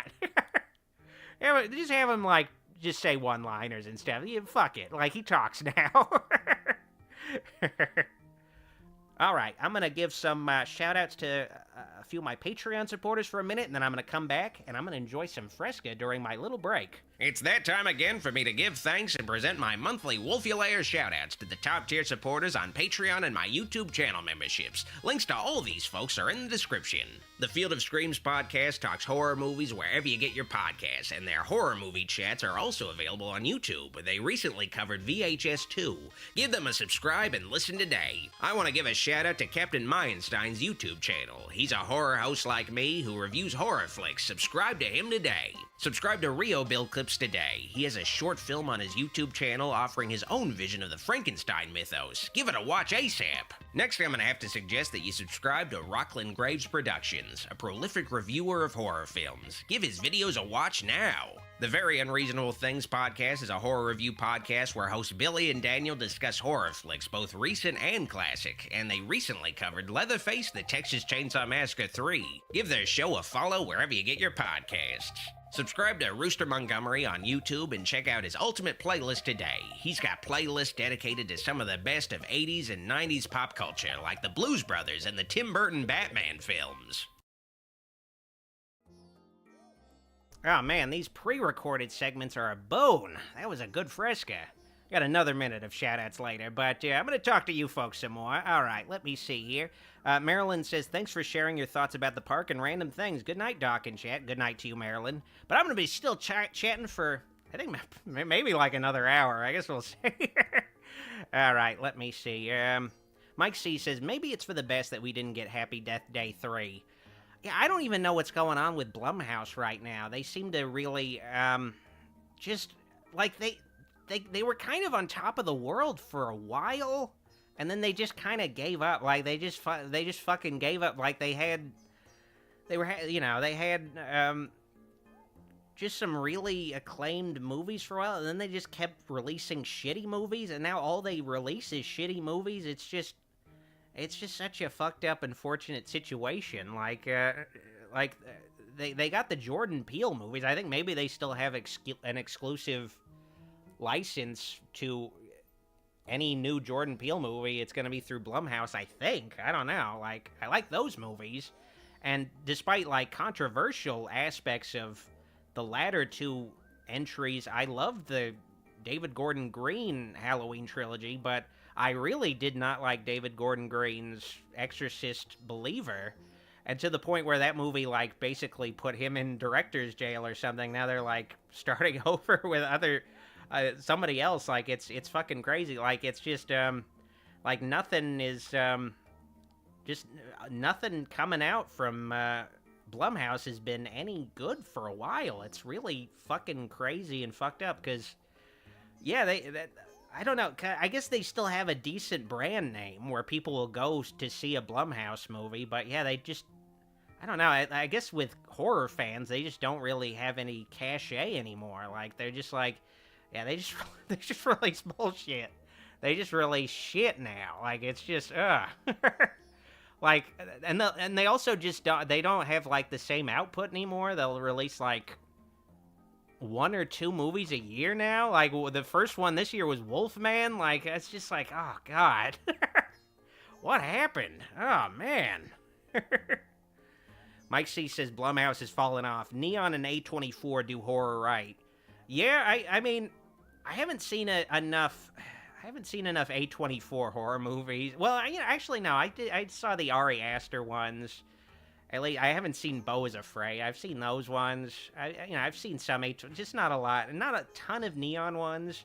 Long Legs was really controversial. Like, all horror movies right now are kind of, have creative directions that, definitely aren't for everyone. Like, I feel like horror movies that do kind of swing for the fences now end up really not being for everybody, though, where they'll go into, like, directions where you're like, okay, I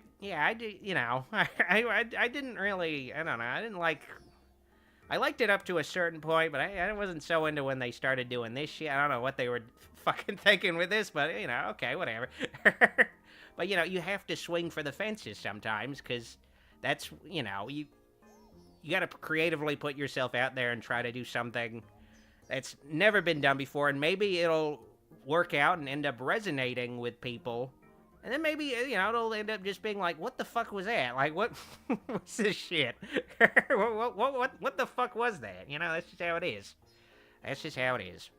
But, Blumhouse is, not even trying to creatively swing for the fences. Like, now they are just, like, just remakes and sequels to things for the foreseeable future, too. So it's just, yeah, it's crazy. Oh, well. Oh, well. Okay, let me see here. I saw a question. Okay. Let me see. There was a question involving Danielle Harris. I think I missed it, though. I'm trying to find it. Oh, fuck. Damn it. I missed it. I lost it. Oh, wait. Okay. Oh, wait. Not JPEG says, right or wrong to admit that Danielle Harris should have been in Halloween Kills and/or Ends?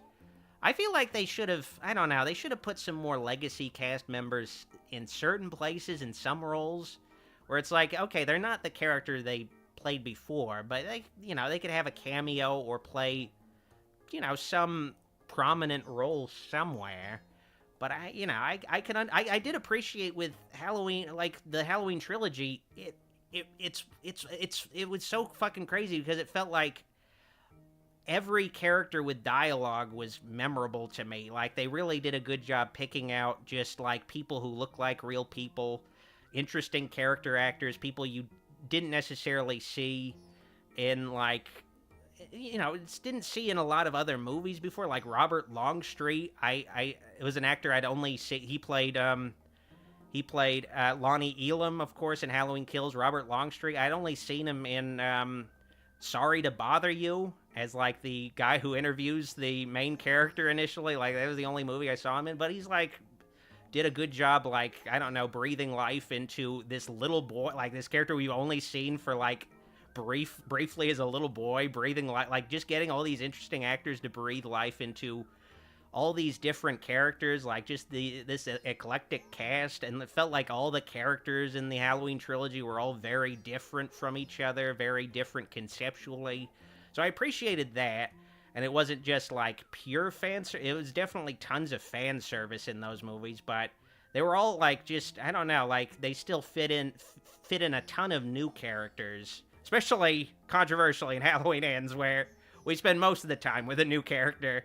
But I don't know, they definitely took some risks with it and like definitely got creative as far as who they were casting. Like they, you know, to the point where they like the character Sandra appears in all three of those movies just because she was just such an interesting, like, I don't know, just an interesting actress, I guess. Like, I don't know, like they just liked her that much. I don't know, it was just, you know, interesting casting all around. But yeah, I would have liked to see Danielle Harris for sure. Maybe some other cast members. I know, like, there was a rumor they tried to get Paul Rudd to play Tommy Doyle in Halloween Kills, but it didn't ultimately end up panning out for his schedule, which of course is just, you know, it's one of those things where it's like, I want to believe it. I want to believe that there was almost a chance Paul Rudd would play that character again in a different continuity or something, but at the same time, I'm also like, yeah, no, he's a big actor, but he's not that big of an actor. Like, you know, I don't know. I feel like maybe he might have done it, just be like, you know, I'll give it another try. This is my first movie role. I'll give this role another shot. Would have been cool, but I liked, you know, Anthony Michael Hall's portrayal of Tommy Doyle is definitely also just a hugely controversial aspect of Halloween Kills, too. Like, it's one of those things where it's just such a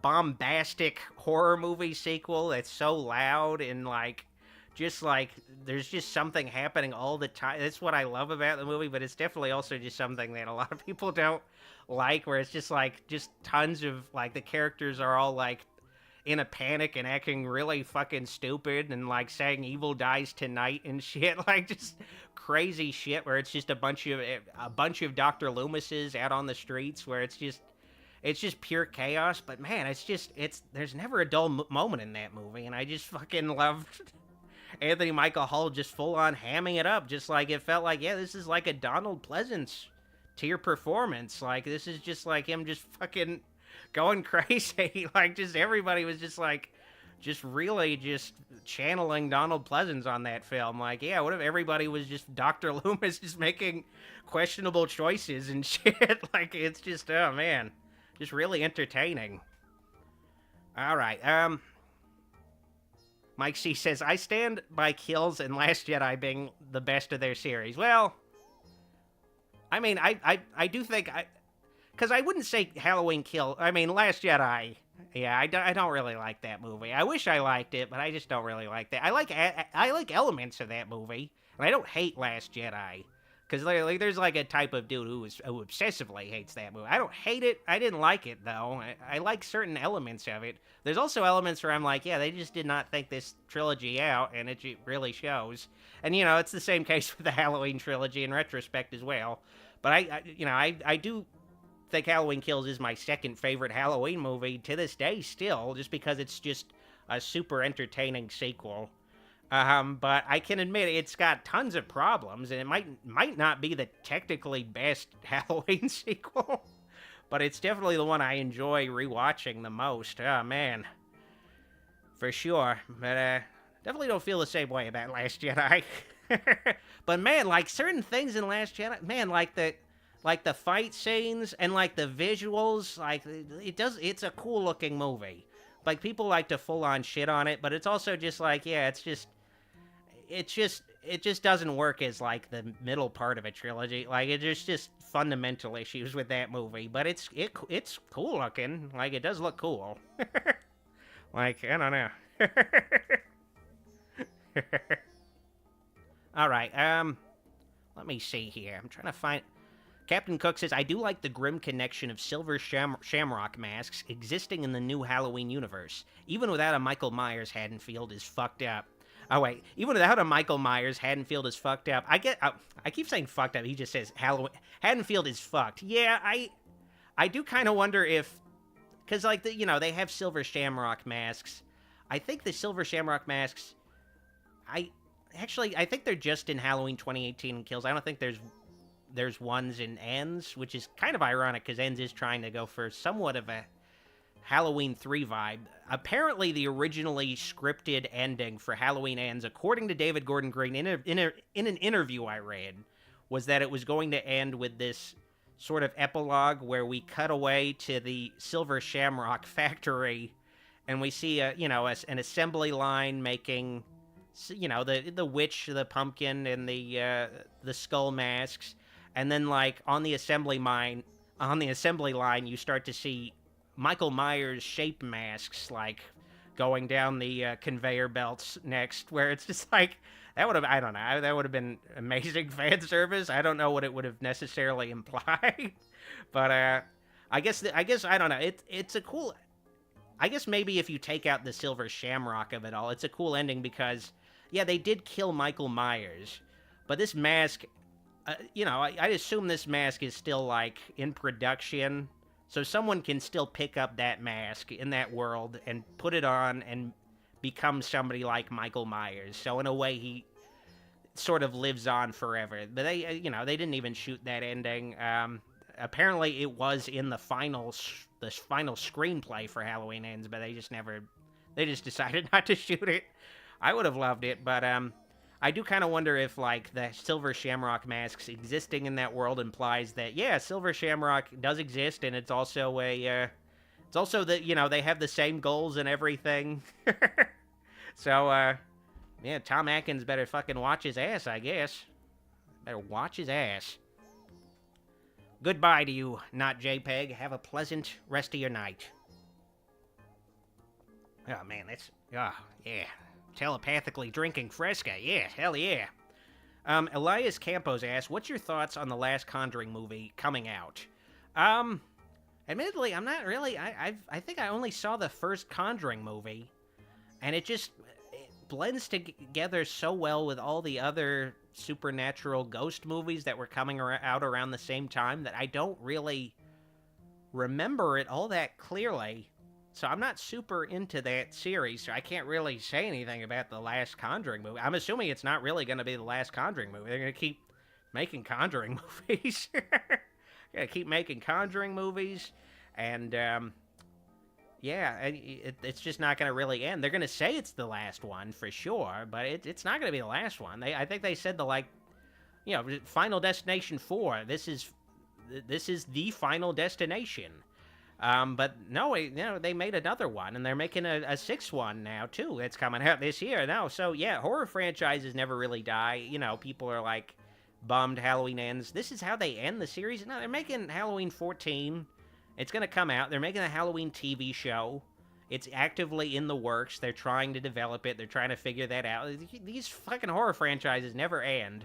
And there's a contingent of horror fans who are like, stop doing this shit, stop it. But I'm just like, I don't know, I want to see what somebody else can come along and figure out what to do, and they'll maybe suck, they'll probably suck, but I'm interested in seeing maybe like a fan who's a great filmmaker can come along and, like, figure out a cool thing to do with these iconic characters, because, Frankenstein 1931 came out over 100 years after the original novel came out. There were a bunch of stage plays of that book, and there was even the Thomas Edison precursor to the 1931 Frankenstein. Like, there's just so many different incarnations over the years. It's just, somebody like Jason, of course, is, like, only 45 years old as a character, so much more newer, but there's countless Draculas, countless Frankenstein monsters over the years. Like, it's just, a new interpretation comes out. Hopefully it's good. It probably might not be good, but maybe something good will actually come along. I mean, I like that recent Hellraiser movie. I didn't necessarily love it. It was really dark. I couldn't fucking see what was happening most of the time, but I felt like it had a lot of great creative ideas, and it actually had some effort put into it. So it's like, okay, I'm curious to see what can come along, and hopefully it'll be actually good. Oh man, I feel like maybe I haven't been blinking this whole time. Let me recalibrate my Toon avatar, because of course my physical form was recently incinerated, so I exist currently in this Toon form. Anytime you see Toon me, it's because I recently died, so I can only appear in this Toon form, and I'm trying to figure out how to restore my corporeal form. It's really convoluted, it's whatever. But Bloodwire Radio asks, with a super chat, thank you, Doctor, what is the perfect Scooby-Doo episode?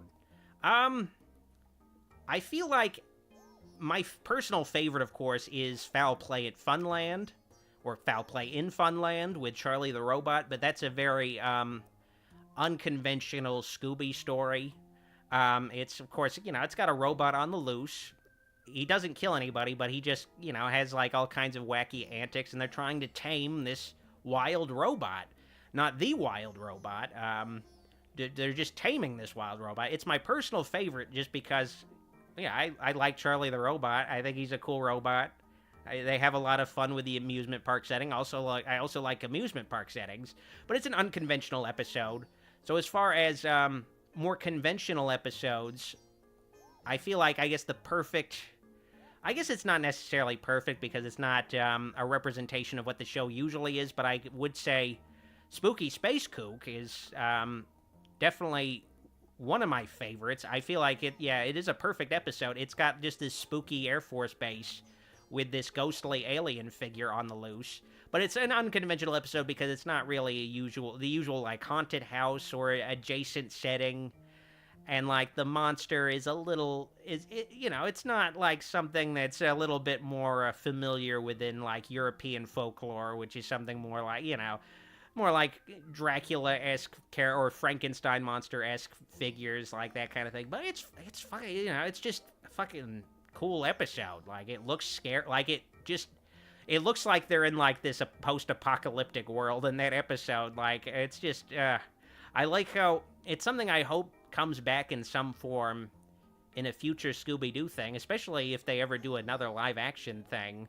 They bring back that sense of desolation to the backgrounds. The classic Scooby-Doo Where Are You backgrounds just look so forbidding and, like, just desolate, like, just, like, nothing fucking can survive in this world. And then you have, like, the colorful Scooby characters to contrast it, but, like, the environments just look genuinely just fucking creepy. Like, a place that you would not want to be alone in.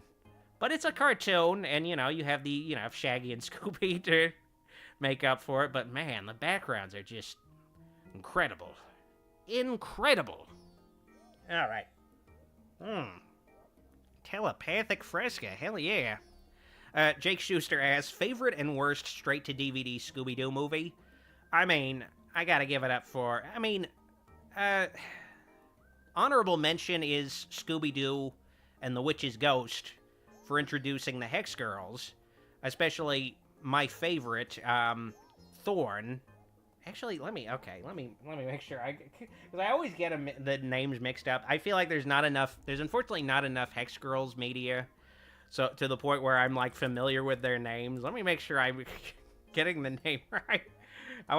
I feel so bad that I have to look it up to make sure I got the name. Because, I know it's Thorn. Oh, wait, no, I always get their names fucking mixed up. So, Dusk is my favorite. The blonde one, the little blonde bitch. I like Dusk the best. And then, of course, you have Thorn, and then you have Luna. I feel like, unfortunately, Luna might not be anybody's favorite, unfortunately. She's kind of just there, but, man, what I wouldn't do to have Dusk. Oh, man. Yeah, I can't believe I got Thorn and Dusk mixed up. I always do it, though. It's just so fucked up. But, yeah, honorable mention is... of course, honorable mention for Witch's Ghost for, of course, also having Tim Curry as Ben Ravencroft, the secret, real villain of the story, who gets, sidelined by his, ancestor, the actual Witch's Ghost. So, that's definitely an honorable mention, but, my actual favorite, of course, is Zombie Island, because it's just so fucked up and actually creepy. It's not, like, scary. Like, it's something you can show you know, your kids. I mean, I guess maybe a little toddler might be scared of it, but like it is genuinely trying to be scary. It's got like really freaky zombies and stuff. Actually has the gang in a situation where they're going to die, where it's just like, yeah, the stakes are much higher. It's just like, it's just incredible. It's just a great piece of animation. It also just does a great job reintroducing the gang because they hadn't all been together in like maybe like 10, 15 years. So it like introduces this plot line where they're all separated and then they get together to the point where James Gunn totally just ripped it off for the live-action Scooby-Doo movie, where it's just like, all right, I'm just going to take the format where they get separated and then they come back together and they solve a mystery on an island, where it's just like, yeah, just... Oh, man, like, it's so crazy, like, James Gunn is, like, now in charge of the DC Universe movies, but, like, the movie that put him on the map was, like... The screenplay that put him on the map was like a ripoff of Scooby-Doo on Zombie Island. It's crazy, like, that kind of pipeline, like, a director could have. But, as far as worst, direct-to-DVD Scooby movies, you know, of course I gotta give it to Return to Zombie Island. Just because it's just, like, it completely just undoes everything done with Zombie Island. I've had, like, it's so crazy I'll get, like, angry Scooby-Doo fans in comments and stuff, like... Return to Zombie Island is actually the best Scooby-Doo movie. I'll get shit like that, where I'm just like, what are you talking about? Like, what the fuck are you talking about? Oh my god. Okay, Super Michael 98 has a super chat. Thank you, Super Michael. Can you review all the Christopher Lee Dracula films? That's definitely something I'm intending to do. I might just do the Hammer movies. I might not even do Universal monster movies this June-iversal horror month. I might just, like, figure out some kind of Hammer equivalent to it. I guess we'll see how I feel about it. But, yeah, it's definitely something I'm intending to do. But thank you for the super chat. It's definitely in the cards, because I get a lot of requests for that kind of thing. I also just get a lot of requests to get, you know, more foreign... Because, you know, of course I mostly cover American, U.S. horror movies. Just because, you know, it's just one of those biases where... I'm just, like, you know, I talk about Scooby-Doo shit, so of course I also like the kind of horror movies I cover on the channel are kind of like Scooby-Doo horror movies, where it's just like a guy in a mask, or some kind of monster in, like, a familiar American setting or something. Like, it's very Scooby-Doo-esque, to the point where I even make, like, Scooby-Doo references in nearly all of my non-Scooby-Doo videos, where, you know, it's just kind of like, that's sort of the way I... intentionally or not skew. You know, it's just kind of the niche I've found myself in, but I do need to kind of get out of my comfort zone and cover more foreign horror movies, because, you know, there's only so many. I mean, I guess there's a lot of U.S. horror movies, but, you know, I gotta cover some other ones. I gotcha. But I'll still get complaints that it's not enough. Ethan Hart says, USA, USA, USA. Well, exactly. Also, because the USA is just the best place in the world. I mean, I get asked a lot, like, why I don't cover a lot more foreign horror movies, and, like, my answer to it is that I'm a patriot. And I'm highly skeptical of any foreign product. Jake Schuster asks, Scooby-Doo Witch's Ghost got a Blu-ray release. Did you pick it up? I didn't. I have it on DVD. I do know for the longest time, even the newest Scooby-Doo movies would not get Blu-ray releases. They just get DVD releases. Like, Scooby-Doo Meets Courage the Cowardly Dog came out, just a DVD release. It's kind of crazy. Like, it's sort of like... I feel like maybe they're not making Scooby-Doo direct-to-DVD movies annually anymore, but it does seem like... they are really designed for a certain kind of, like, certain margins where, okay, we can make these movies every year, but we're only catering them for, like, I don't know, like, just, I guess, like, families. Like, this is a movie you could put on in your DVD player when you're, like, on a road trip or something. Like, I don't know. Because, like, not a lot of Blu-ray releases. So it's cool, like, some of the older ones are coming out on Blu-ray finally. That's fucking cool. I mean, there's lots of movies that just haven't gotten, like, modern format releases to this day. and they'll probably never will. I mean, then again, I do see, like, boutique labels like Vinegar Syndrome or something. They'll release a 4K version of a movie nobody's heard of, like maybe like just like a hardcore porn film from the 70s in 4K, and it'll cost like $50. Like they'll do shit like that where it's just like, okay, well, I guess that movie never got a DVD release. Now it's finally catching up in some way. It's finally catching up. All right, this is my last round of shoutouts, then I'll get to more questions. All right, be back in a minute. Gonna enjoy some more Fresca. Survivors wanted me to promote his black metal band, Progenitor, and their album Eldritch Supremacy up on Bandcamp and Spotify now. Give Progenitor a follow on Instagram today. Jane wanted me to give her husband Nate a shoutout for his band deadstreetdreamers. You can follow them on Instagram now. Subscribe and follow the Podmortem podcast for all your horror listening needs. They do weekly discussions of horror films, and they recently covered Megan. Check out Creator for Hire's Linktree in the description below to check out their lovely work on YouTube and commission them today. Follow Scott Topic on Instagram as well if you want to check out some kick-ass horror memorabilia, including customized Michael Myers masks. Super Shag wanted me to promote Cinestubborn, India's first retro gaming channel. You can check out his streams and videos on Twitch and YouTube. Link in the description to give him a follow and subscribe today. Shag also wanted me to shout out his friend's new game, Euphonia, on Steam, a classic-style dungeon crawler that's on sale now for 40% off. Buy Euphonia today on Steam and support an indie dev. I gotta get my contractually obligated shoutouts out of the way, and now they're finally out of the way. Make sure to follow all those folks. Links to them in the description. Okay, now back to some more questions. Alright, let me see here. Emperor Caleb Teen says, yeah, Doc reviewing Zombie for Dejuary. I think, let me, because, like, I know it's gonna come back next year, Dejuary. Part of me is thinking maybe cover some of the remakes of the Romero movies, maybe. Or maybe I could just cover the zombie movie, because I know there's, like, lots of zombie movies, and it would also tick the box of, okay, here's some foreign movies for a change. There you go, alright. You want some foreign movie? Alright, here's the here's the zombie films. Or I guess maybe it could be foreign zombie movies in general. Not just limited to the zombie movies. But you know, that's like a whole year away from now. Who knows? Who knows what I'm gonna feel like? Who knows?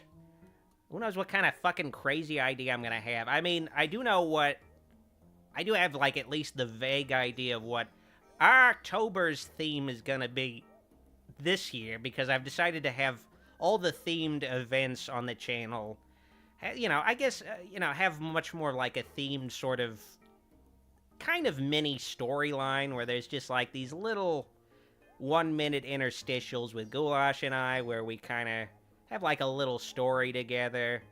But this year's October is gonna, I believe, be Octoberland. And I'm gonna cover theme park related horror movies, or like, you know, stuff like Tobe Hooper's Funhouse, for instance, just stuff that are like based around themed attractions. I guess there's also what was the name of, I'm trying to remember that. Like, why am I blanking?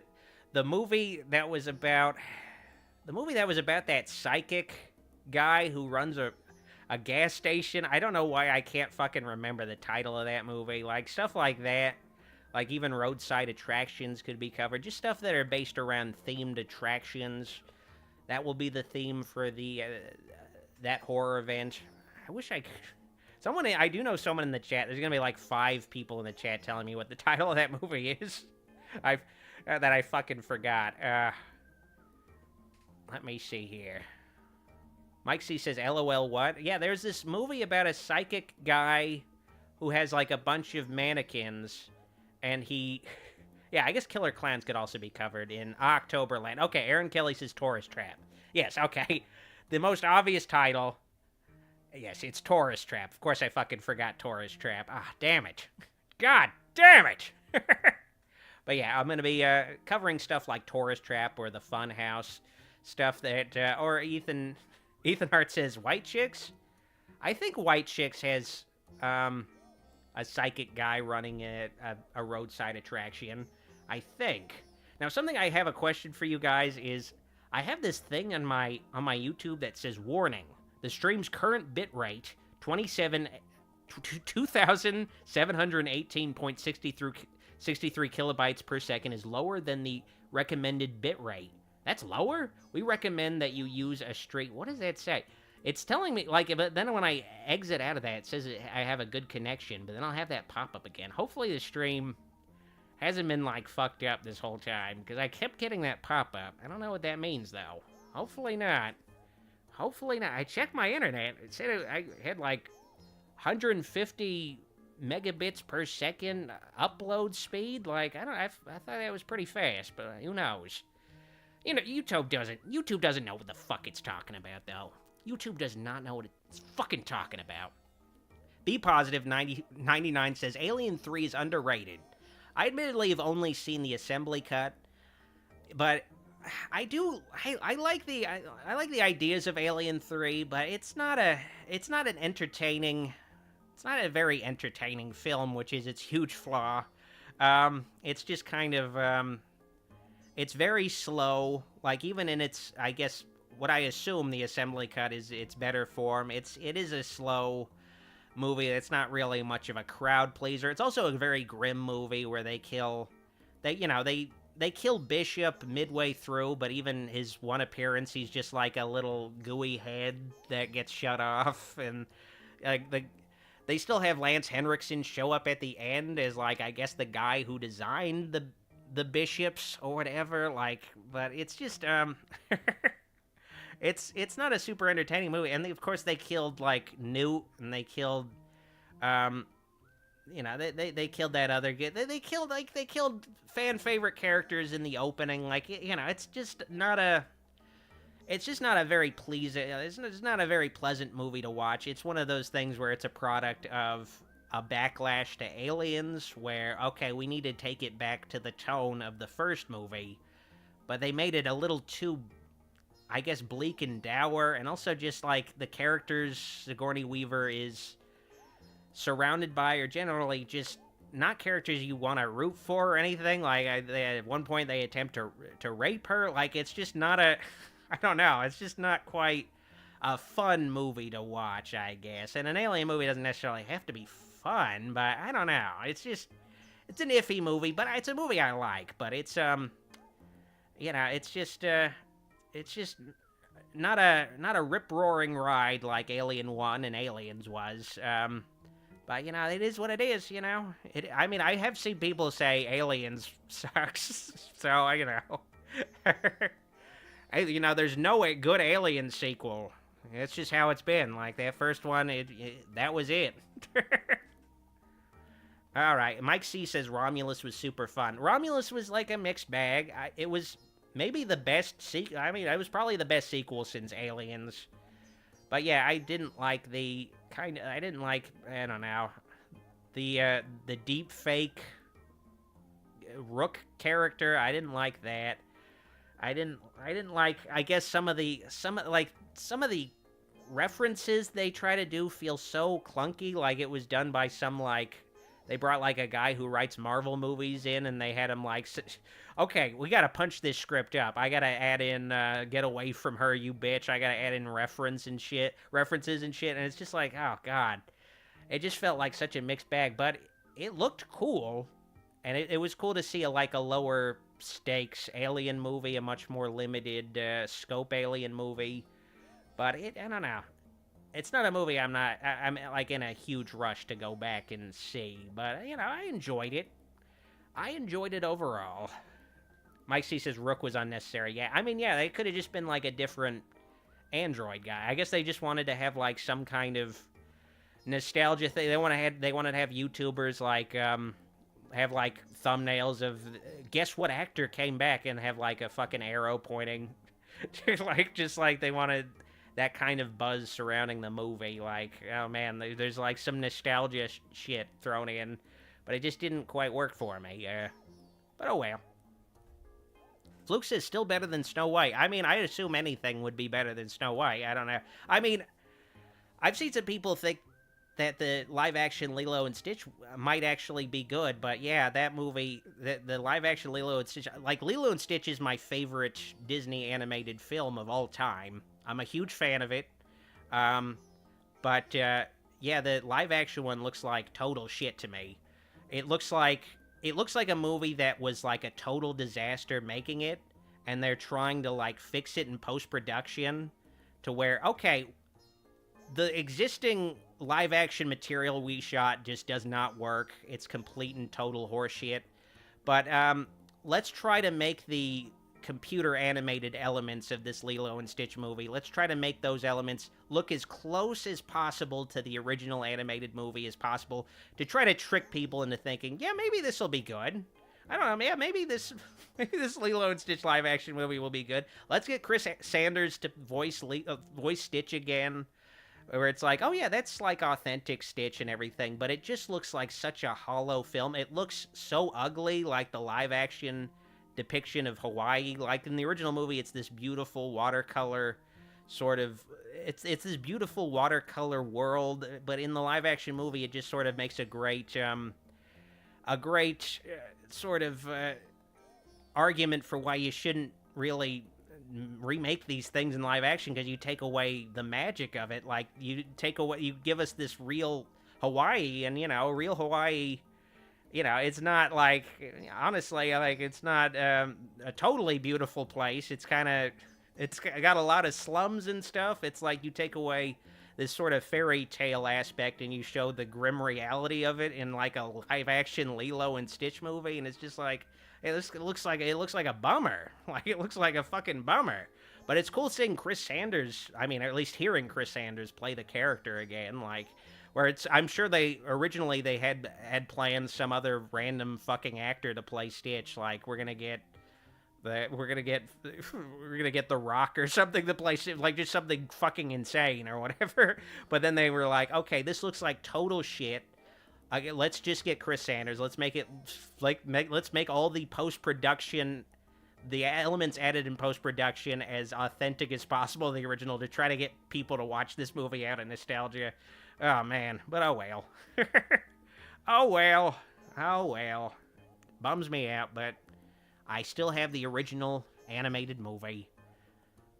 Okay, Jedi Stickbot Knight asks, please give me details on Monsters Unchained. Well, I did discuss Monsters Unchained at length earlier, but I will tell you this much. It's really cool. It's got pretty much all the major Universal monsters in it in animatronic form. They all look really great. It's based on the Harry Potter and the Forbidden Journey ride, but it doesn't make you nauseous because it's not mostly screens. It's mostly animatronics, so it works really well. The ride did break down for most of the day, and when I was in line, it broke down for 45 minutes. So that sucked. Hopefully they'll iron out the issues, because I do notice a lot of these theme parks, they're really cutting corners in a lot of areas after the pandemic. A major area is making sure the rides are working regularly. They really, it feels like they cut a lot of corners with just the general maintenance of the rides, where like a major popular ride might be broken down like for 6 hours or something like this, where it's just like, what happened to this ride? Like, it's just like, why is this not running? So hopefully Epic Universe is not like that, where there will be just like large stretches where this ride you want to go on is just not open for most of the day, and then when you want to get on it, it has like a 2-hour wait because people have been waiting to get on it all fucking day. Like, hopefully that's not the case, because it would it sucks. It sucks when like a ride you really were looking forward to going on is just like out of commission for most of a day. So hopefully it's not like that after this test period, because this is just a test period, and I got in for free. So I was like, it'd be a bummer if I didn't get to go on this, but I did get to go on it, and I did make, I was like, I am gonna wait in this 90-minute wait to go on this ride I want to really go on. But, I wouldn't have been like, oh, fuck Epic Universe, because I got in for free, and it was early, and it's a test, so, but, man, I'm glad I got to go on it, but hopefully they do iron out these kinks. Hopefully. All right, let me see here. Way Cool Dude says, get people to watch it out of nostalgia. That's the whole philosophy behind the live-action Disney remakes and a lot of modern Hollywood movies. Well, thing is with a lot of Disney's live-action films is that they're trying to, like, it feels like they're, all right, something like Aladdin comes along. And it's like, okay, it's the basic structure of Aladdin. And, it's got the recognizable plot elements. But Will Smith is the genie. It's just like, it's not the same vibe at all, and you take away the magic of it, like, where it's like, I'm sure, like, these movies, people want, like, $1 billion at the box office for that horrible, like, not live action, but photorealistic Lion King animated film. Looks like shit, to the point where they made a prequel to it, like, people still went to see it, out of nostalgia. Even that, like, it doesn't look like the original thing. With this Lilo and Stitch, they at least, like, it felt like, okay, they tried to save it where, okay, well, Stitch looks pretty close to, like, there's certain elements of the quote-unquote live-action, or I should say CGI Stitch, that aren't the same. Like, he has a much more scrunched-up face, whereas, like, in the original animated movie, he had a much more, his profile was kind of almost like a xenomorph. His head jutted out a lot more. In this new film, it's a lot more like, in profile, he looks much more, like, just scrunched up and, like, condensed. Like, they took some liberties with, like, the elements where they kind of take away from his profile, the basic profile of his silhouette with the movie. But ultimately, you look at him and it's like, oh, yeah, that looks like a more realistic Stitch. It's not totally uncanny. It's like, okay, I can maybe see this movie, like, just based on this, because, like, the whole marketing campaign for this new Lilo and Stitch movie is just, here's Stitch. Like, up to the recent trailer, at least, is just like, here's Stitch, like, knocking down some sandcastles. Here's Stitch on a poster. Here's, like, a football, like, a Super Bowl advertisement where it's just Stitch. Like, it's just like Stitch. Like, where it's just like, okay, we're trying to hopefully make people think that this is the thing that they knew, because the previous live-action movies took way too many liberties, where they still made money, but people are like, this sucks. Like, hopefully this could trick people into thinking it doesn't suck. I mean, I can still tell it sucks, but maybe it'll manage to trick people into being like, actually, yeah, it looked like Stitch. I like that movie. Like, I don't know. I don't know. Like, all right, okay. Mike C. asks, Stitch's girlfriend gonna be in the post-credit scene? That's the crazy thing about, like, that's, like, the one aspect of Lilo and Stitch, the series, the animated spinoff of the movie. Like, that's the one aspect that's, like, remained. Like, nobody talks about that yellow Stitch that eats sandwiches. Like, nobody talks about that character. Like, they really fixate on the pink Stitch, like, where they just, all Stitch merchandise has, like, that pink Stitch counterpart in the merchandise, where it's like, all right, okay. All right. To the point where I wouldn't be surprised if they did figure out a way to, like, put her in the movie somehow, I guess. Maybe they might want to make sequels, I guess, where it follows the premise of the animated show, but, who knows? Mew Medic says, I love 625.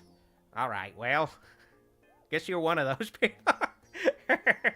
Aaron Kelly says 625, a.k.a. Reuben. Yes, Reuben was his name because he ate sandwiches.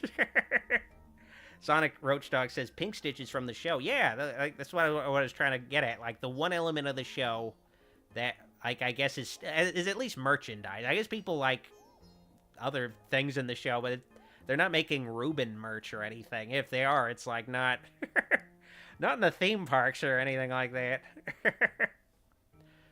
All right.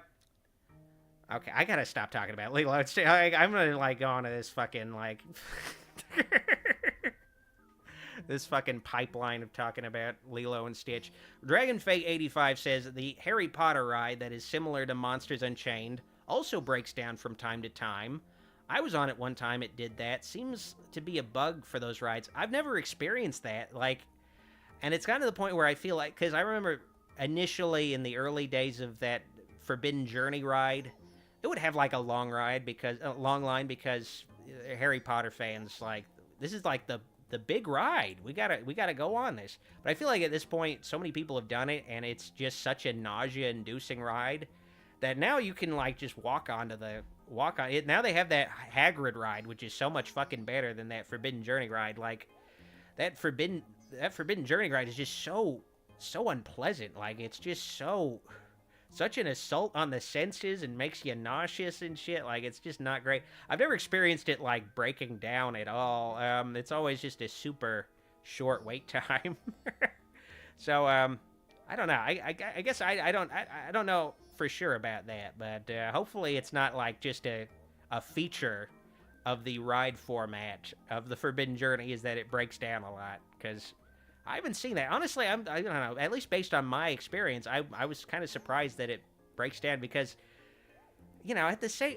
I don't know, because I was kind of freaked out by an aspect of Monsters Unchained because it does sort of feel like you're on Disney Epcot's Soarin', but you're moving around, like you're actually moving around in the sense that there's this, like, there's this huge gap between you and the actual floor of the ride itself. Like you're really high up in the air, kind of just getting shook around and shit. Where I don't know, part of me, because I was like one of the first people on it, like after it broke down. So part of me was like afraid, is this thing gonna like shake me out of the restraints and like I'll fall on my head or something, like I'll die. I'll be like, okay, I'll be like this early casualty during the test phase, and they'll be like, okay, we're gonna figure out how to work the kinks out here. Like, because it's like, you know, people die on, you know, if somebody dies on a theme park ride, they're not gonna shut it down forever. Like, you know, like a little kid died on the Who Framed Roger Rabbit ride. They fucking reopened that like in a month or something. Like, you know, it's just, people die, you know, we'll figure out a way to fix it, you know. We'll figure it out, you know. Usually it's user error anyway. Like, maybe I accidentally pressed a button on the ride and I fucking fall out and I died because I fucked up. I wasn't supposed to do that. Mike C. asks, which Halloween Town movie is your fave, Doc?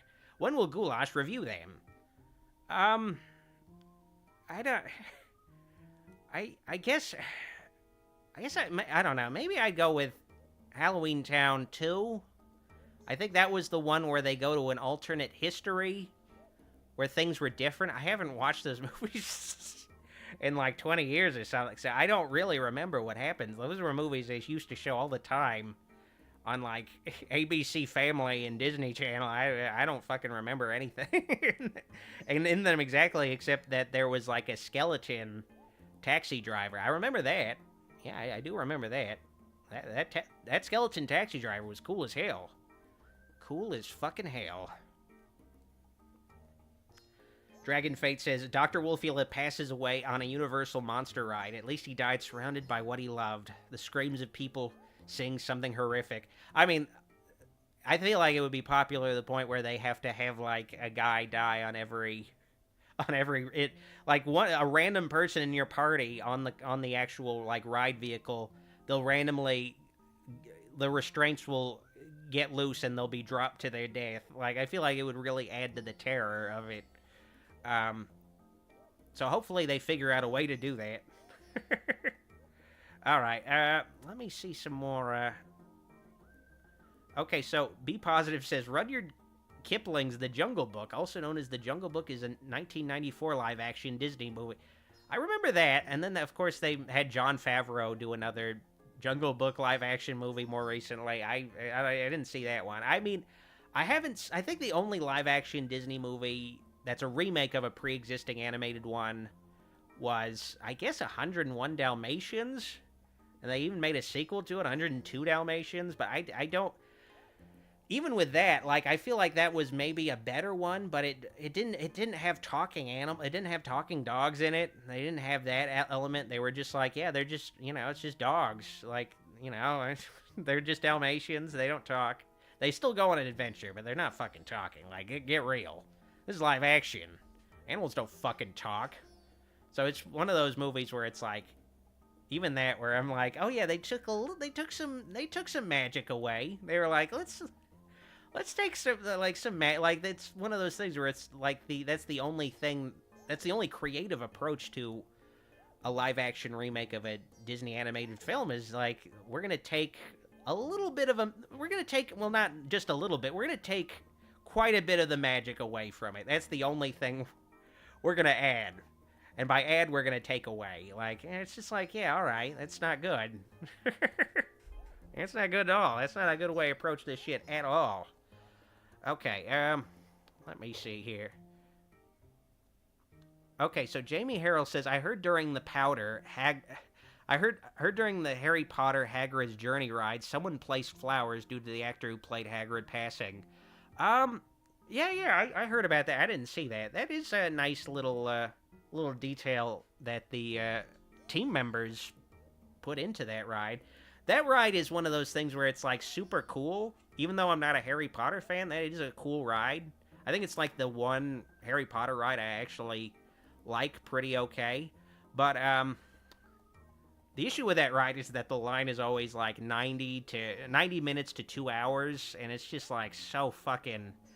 just such a slog, where it's like, okay, this is maybe, I guess, the last thing you go on, where you go on at the last minute, and they can't kick you out of the line, or you can at least, alright, I can at least, because, like, there's just so many people who are still in the park because they're in line for that fucking ride, like, or you're getting out, like, an hour after the park closed, like, oh god, it's rough waiting in that line, but it's a cool fucking ride, it is cool, just, I don't know, I feel like they need to design these rides around, a little bit more around getting as many people through them as possible. Mike C says, oh, hey. Mike C says, do Stitch voice and Cosby voice, Doc. Okay, I guess I'll do Bill Cosby saying something Stitch would say. Okay, well, I guess first I need to, like, get into the character of it. Jello pudding pop, zip, blop, blue, blah. Okay, me got not a Krishna. You see, kids, me got not a Krishna. Or I don't know if that's what he says exactly, but Stitch is basically telling the alien to go fuck themselves. That's what I'm saying. Okay, it's just like, I've been streaming for 2 hours. You can't ask me to do Bill Cosby voice now. It's way too fucking late at night to do the Bill Cosby voice. It's too late. God. Zip, zap, zip. I can't do it. There's only so much I can do at this point. It's a nightmare.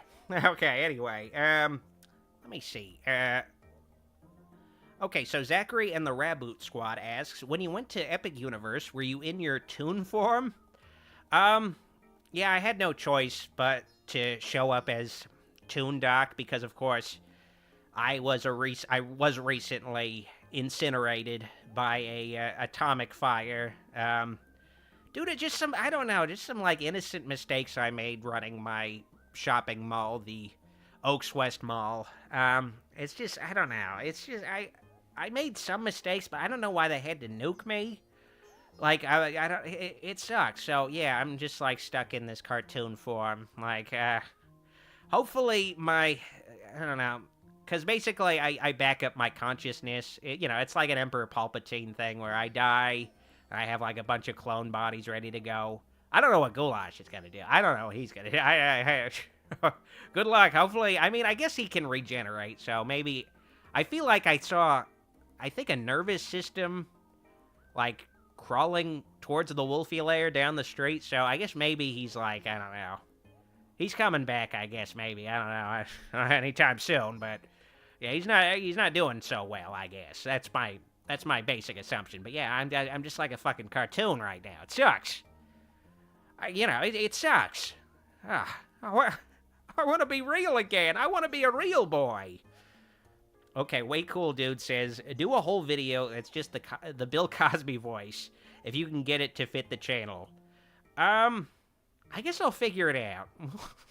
We'll figure it out. I don't know. We'll see. Flindo says Universal wants to be Marvel so bad.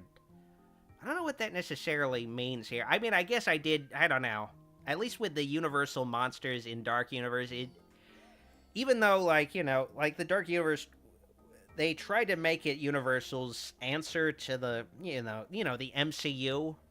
Even though that didn't pan out, I still feel like at least the designs of the Dark Universe monsters, they're still kind of action figure-y, it's superhero adjacent, to the point where when I saw the Invisible Man walking around with his bandages and his overcoat and everything, it looked kind of like a superhero outfit. It looked a little bit more stylized and action-y, where it's like, yeah, it looks cool, but yeah, it's not quite the original vibe, but it does look cool. It does look cool as hell. It's a bit more of a superhero suit, I suppose. Zachary says Dr. Wolfula review of Ghost Dad. Man, I gotta figure out a time and a place to do Ghost Dad. We gotta make it happen. But it's one of those movies that just scares the hell out of me. Just the idea of being haunted by Bill Cosby. Just fucking freaky. It's fucking freaky as hell. No, thank you. No, thank you. Oh, God. Alright, I'm gonna play some Patreon questions for a minute, and then I'll be right back for you folks. Be right back. Gonna have some Fresca. Dan asked, please bring back Crypt Tuesday. Just finished watching the box set. Would love to see a review of Television Terror. Best episode ever. I'll try to make some room for more Crypt Tuesday, Scooby-Doosday, and Goosebumps Goosday videos in the future. I want to try to stockpile them by making a bunch of those videos back-to-back and making them easier for me to edit. Bucky asked, on the movie streams, many of us like to partake in some spirits, not the ghostly kind. Doc, as the consummate professional, seems to stick to only soft drinks, typically Fresca. Do any of you partake in a cocktail on occasion, and if so, what is your preference? My cocktail of choice is a Molotov cocktail, preferably thrown at goulash. I also like a Rob Roy. Shadowman asked, hey Doc, would you rather get pegged by a woman with a Ron Jeremy replica size or bang a dude? You sick fuck.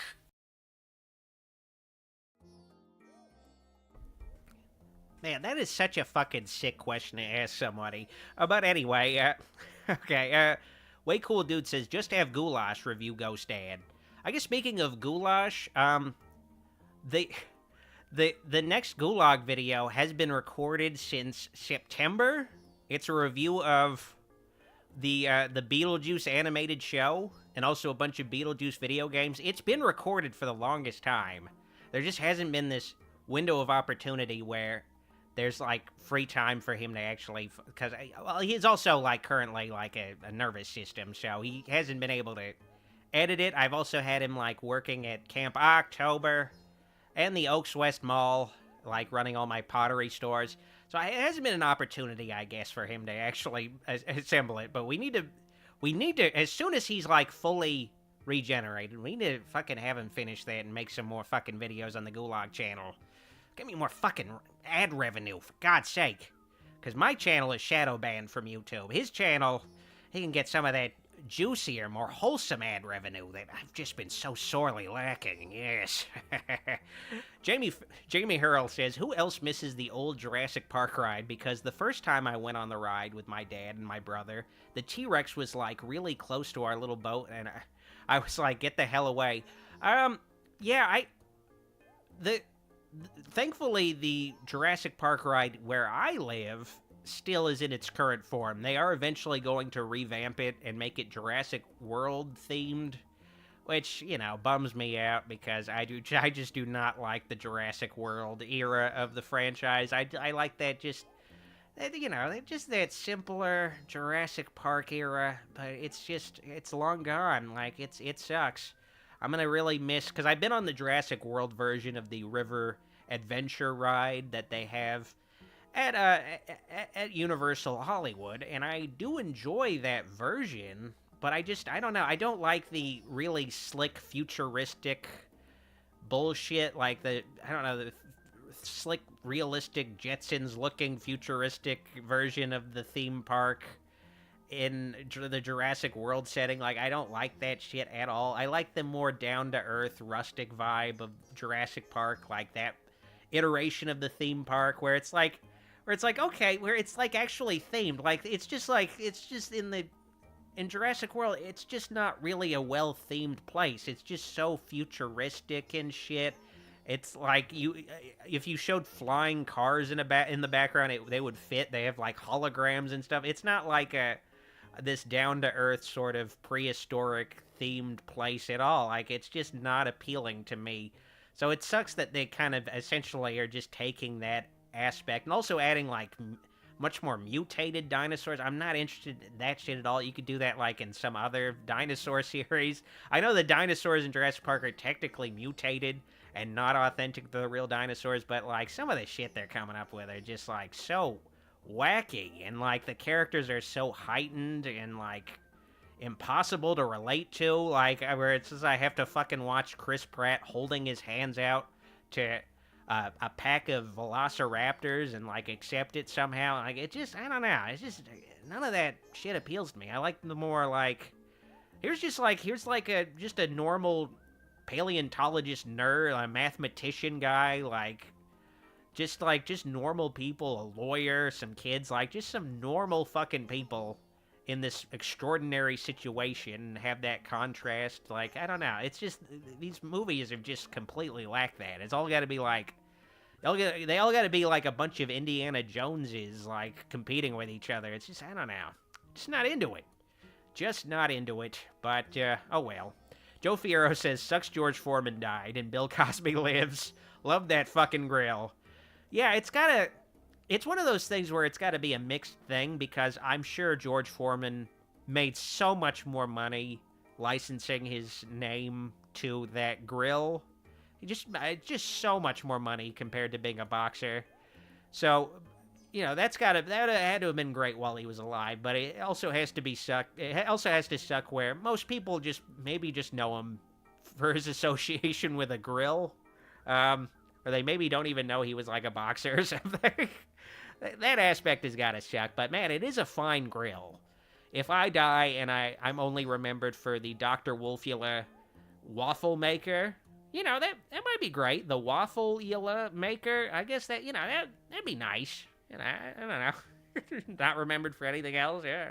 All right, I'll take it. Whatever. All right. And even that, like, nobody knows what the fucking waffle maker was, but it's still the more likely thing you'll remember before. I don't know. He licensed his name to an unsuccessful waffle maker. You know. So I guess there's that. We'll put that in the obituary. Okay. Yeah. Warren says, hey, Doc, glad you made it out of the mall okay. Well, not really. Were you punished? Hope you punished Goulash plenty. Don't care if I misspelled his name. Let me see if you... Yeah, you misspelled... Yeah, there's an H in there. Everybody forgets the H. They spell it like the dish goulash, but there's an H in there. It's a pun. It's an unsuccessful pun, but, you know, it's a pun still. It's whatever. And it's also a pun that other people fucking stumbled on, so it's not even a unique pun.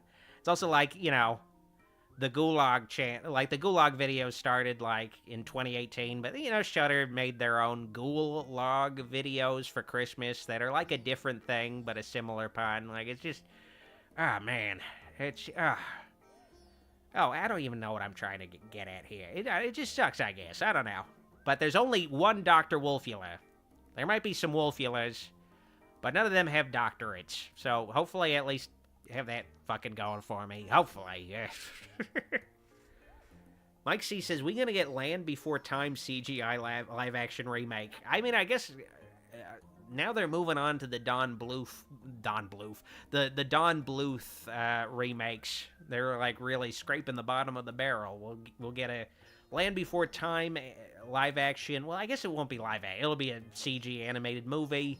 We'll get that, and then we'll get we'll get An American Tail, and who knows what else. Like, there's lots of these old Universal animated franchises that need to get dusted off for the next generation.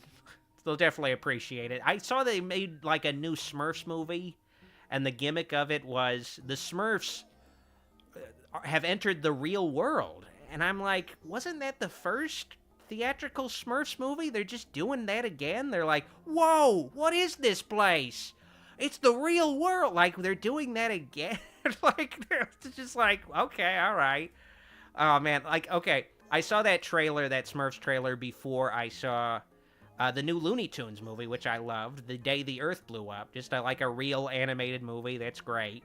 I saw so many shitty animated movies before it, though. I saw, I think it's called Sneakers or something like that, where it is an animated movie about sneakers that are alive and go on an adventure. It's about like a pair of sneakers who are brother and sister, and the sister, like the sister gets stolen by a sneaker thief, and the brother has to go find his sister. Like, just the shittiest looking fucking movie. It's like, this is like the animated movies, like, this is what they think kids want to watch, and I guess maybe they're right. They want to watch a fucking sneakers movie instead of a new Looney Tunes film. Like, I was like, it was cool because, like, the row behind me, it was like a pretty big family. The theater was otherwise completely empty on the opening night. But there was like a big family behind me watching the movie, and they were enjoying it. So I like that. I think I saw one woman in like the front row watching it too. But otherwise, it was just me, my little brother, and just like a row with a family. It was pretty otherwise a totally empty theater, and a small theater as well. But it's such a shame because it's like a really great animated film. I hope they make more of them. I guess my only real semi-complaint with The Day the Earth Blew Up was it basically depicts a world where the only Looney Tunes that exist are Daffy Duck, Porky Pig, and Petunia Pig, and everybody else is a human being or the alien quote-unquote villain. So, like, I was just like, well, why aren't there, like, some cameos from some of the other characters? Like, I guess they didn't want to, because they didn't want to have, like, I don't know, I guess maybe I was thinking, okay, you know, there'll be, like, a little Bugs Bunny cameo, like Goofy movie had a Donald Duck and Mickey Mouse cameo. Maybe they'll do that. But no, they didn't have, like, Bugs or any reference to them. I guess maybe they weren't even allowed to. It might have been, because I know it was made by Ketchup Entertainment, and they maybe were only allowed to use just those limited 3 characters. Maybe they had some kind of, I don't know, sanction in place where, okay, you can only use these 2 characters and Petunia Pig, that's it. No other characters. And some, like, I think I did notice there were some human characters that were kind of deep cut characters I recognized from some Looney Tunes short, but not some of the other heavy hitters. But I guess they didn't want to, they either weren't allowed to use them or they didn't want to overshadow the main duo of the film, or I guess I should say main trio. But, you know, I ultimately loved the movie, and I'm hoping they do some other stuff with the Looney Tunes characters, because the film has at least been well received by fans and critics. I think it's maybe not going to make a lot of money, but hopefully that's enough to tell Warner Brothers, okay, well, maybe we could have them make another movie and actually advertise it this time, and you know, maybe it'll be an actual mainstream hit. Who knows? Maybe a big Looney Tunes movie doesn't have to have them playing basketball. Maybe they could fight against aliens and not solve the situation with a basketball match. Like, maybe, I don't know, maybe there's something there. Because, like, I feel like there's unfortunately a contingent, like a large contingent of people who are only familiar with the Looney Tunes in the context of playing basketball. Yeah, they're those cartoon characters who play basketball. I hope that's not the case, but I kind of feel like there's at least a certain amount of people who've only seen them in that context. They might know, like, Bugs Bunny. Oh, he's like, I don't know, he'll go up against Elmer Fudd. They just never seen that stuff. They know about that stuff, but they only have seen the basketball matches they've been participating in over the years. And I guess also hanging out with Brendan Fraser, maybe, too. I don't know. All right. Zachary and the Raboot Squad says, the fact that the Smurfs movie has James Corden in it is the most terrifying aspect of it. The new Smurfs movie has James Corden in it? Because I could believe, like, an older one has it, but they're, like, still like, let's put James Corden in things? Because he's the male equivalent to Gal Gadot or Gal Gadot, however the fuck you pronounce it. Just somebody nobody likes now. Like, just no more goodwill. Just nothing. Just nothing. You could see James Corden dying in the streets, and you'd like help him reach his final destination faster. You wouldn't even walk away as he died. No, you'd be like, okay, I need to make sure this happens.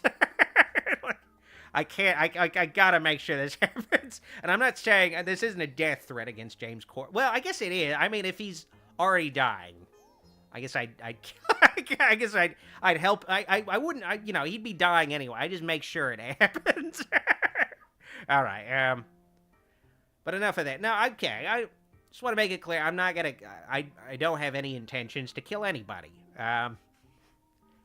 Just to be safe. I mean, you can lie. You can lie. You can lie. Who knows if I'm lying? I'm just gonna make that blanket comment though. Okay. Mike C asks, what dream horror franchise would you like to cameo in, Doc?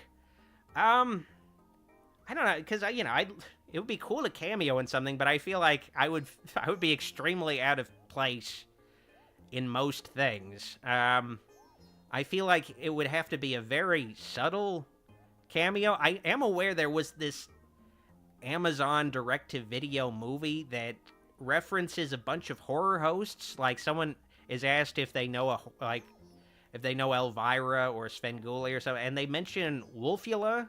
They don't say Dr. Wolfula in it. They say Wolfula. But there isn't another guy named Wolfula, so it's possible they were referencing me, but I never got into contact with those people to verify if they were referencing me, because it would be really sad if I was like, was that a reference to me? And they're like, no. No. I don't even remember what the name of the movie was, but they say Wolfula. So, I mean, I guess it wouldn't be a cameo like that. I guess it would be, I don't know. Because I'm trying to think, like, what would I be suited for? Like, and it would have to be, I don't know. Because it's like, I don't know. Because I don't know. I wouldn't want to derail a movie where it's like, what the fuck is that thing? Like, what the hell is that? Like, I guess, okay, it would be cool, I guess, if it was like, a Halloween movie, and I was like because like in the original Halloween, they have, Tommy Doyle has a stack of comics. They have like Tarantula Man and a bunch of other, like, I guess, horror characters. And you could have like, I'm not said, like, they don't say me, but maybe like a stack of comics, and there's like Dr. Wolf, because I would like to be in a Halloween movie in some form. There's like a cover of a comic book, and I'm on the cover, where it's just like this subtle cameo where I'm not physically there, but in some sense I am. I don't know, that'd be cool. I guess that kind of way, but where it's not like, okay, there's a character in the movie called Dr. Wolf. Yeah, that would not work. And or like, even if it's like a horror host show where it's like, okay, that's just too ridiculous of a thing to, like, just show on a TV suddenly. But I guess if it's like a subtle thing, I guess it could work. But it would never happen, though. It definitely would never happen. Oh, Dragon Fate says someone wearing a Halloween costume? I guess, yeah, I guess in the background. I guess even then, I guess I could technically cameo in that way, where it's just like, it's me, but no, it's a Halloween costume in the background. It's just a guy in a Halloween costume, like, because it's not that crazy, it's like a Wolfman mask and a cloak, you have that be like a Halloween costume extra, It would never happen, but it would be cool. That would be cool. All right, Captain Cook says, horror movie where one of the characters is watching your YouTube channel. I mean, that I definitely allow it. If someone was making a horror movie and was like, you want a cameo in that? Because I know, like, Rockland Graves is cameoing in, I don't think he's, like, doing his YouTube persona or anything. He's gonna play a victim in Winnie the Pooh Blood and Honey 3. So I guess, but I don't know. If it's like something where it's just like, do a cameo and it's just someone watching like a YouTube video of you, Yeah, all right, I'll do that. Because I actually, oh man, it does remind me. Someone asked me to, because I've done like, I've read the intro to someone's song. I've read the intro to someone's song, and someone else asked me to do the same thing. I forgot to, I forgot to actually do that. I didn't get the message until like a couple days ago. But I need to remember to do that. But I'll get asked to do like crossover things, and I'll usually say yes and stuff. But I don't think anybody wants to put me in a movie. I don't. But if they do, all right, okay, all right. You want to put me, in a movie? All right, I'm open to it. Sure. Zachary asked, Doc, have you seen the Bambi The Reckoning trailer? All right, well, I feel like I don't necessarily... Part of me was thinking, okay, I could cover all the Pooniverse movies, but they're going to make so many of those fucking movies. So I feel like, I guess once like, Poovengers, or whatever the fuck it's called, Pooniverse, Monsters Unleashed, or whatever the fuck it's called. Once that comes out, I could maybe just, like, do, like, a little... Before the review, I like, okay, well, here's what happened in these other movies, and give, like, mini reviews of them. Because they're gonna make so many of them. I just have no interest in all this other shit. It's just so gimmicky. It's just like, alright, we're gonna take the MCU approach. I guess you could also say, oh, it's like the classic Universal Monsters movies, but even that, they had a shared universe towards the end of the Monsters universe, but it was just kind of like, here's, Frankenstein meets Wolfman, and they meet each other in the last 5 minutes. Or here's House of Frankenstein, House of Dracula, and then there's Abbott and Costello meet Frankenstein. I don't think there was the Hammer stuff, but, like, it's not really, like, I don't know, like a planned out shared universe. They're trying to take the more MCU approach with these fucking Pooniverse movies, and it's just like, oh, all right, whatever. I don't know, if this is what you want to be doing, then more power to you. If you really want to do a shared universe Pooh franchise, yeah, all right, you can do that. Go ahead. I don't necessarily need to see all these other things. Because also I've checked out for the most part with the MCU as well. Like, I mean, admittedly, I didn't see most of the initial Phase 1 through 3 movies in theater. Like, I didn't. Like, it wasn't until, like, the pandemic where I was like, I'll get the box set of all 3 phases of the MCU movies, and I'll watch all the ones I didn't see, just binge through them all. Because there was lots of them I just did not see, but yeah, I just haven't been bothering to see most of the MCU movies themselves. I didn't see Captain America Brave New World. I didn't see Ant-Man Quantumania, or Ant-Man and the Wasp Quantumania, whatever the fuck it's called. I didn't see that. I didn't see most of these Marvel. They just look they just look bad. They look really bad. Like, it's one of those things where it's just like, it's just kind of sad with something like Captain America Brave New World, where the thing that they're trying to, they basically were like, okay, this was supposed to be a surprise that Red Hulk is in this movie, but this is the one thing that might get people into a theater to see. But it's still like, yeah, we've seen Hulk before. He's just red this time. Like, what is in this movie that we haven't seen in the previous Captain America movies? Like, what's the thing? Like, what's the thing to get people to see this one? Like, what is it? Like, I know Anthony Mackie is Captain America now, but what is he doing that's different? He's got wings now. He already had wings before. Like, it's just like, what is the thing? Like, why do we want to see this one? Like, it's just like, there's just, at least with the Ant-Man 3, it's like, okay, they're going into the quantum realm.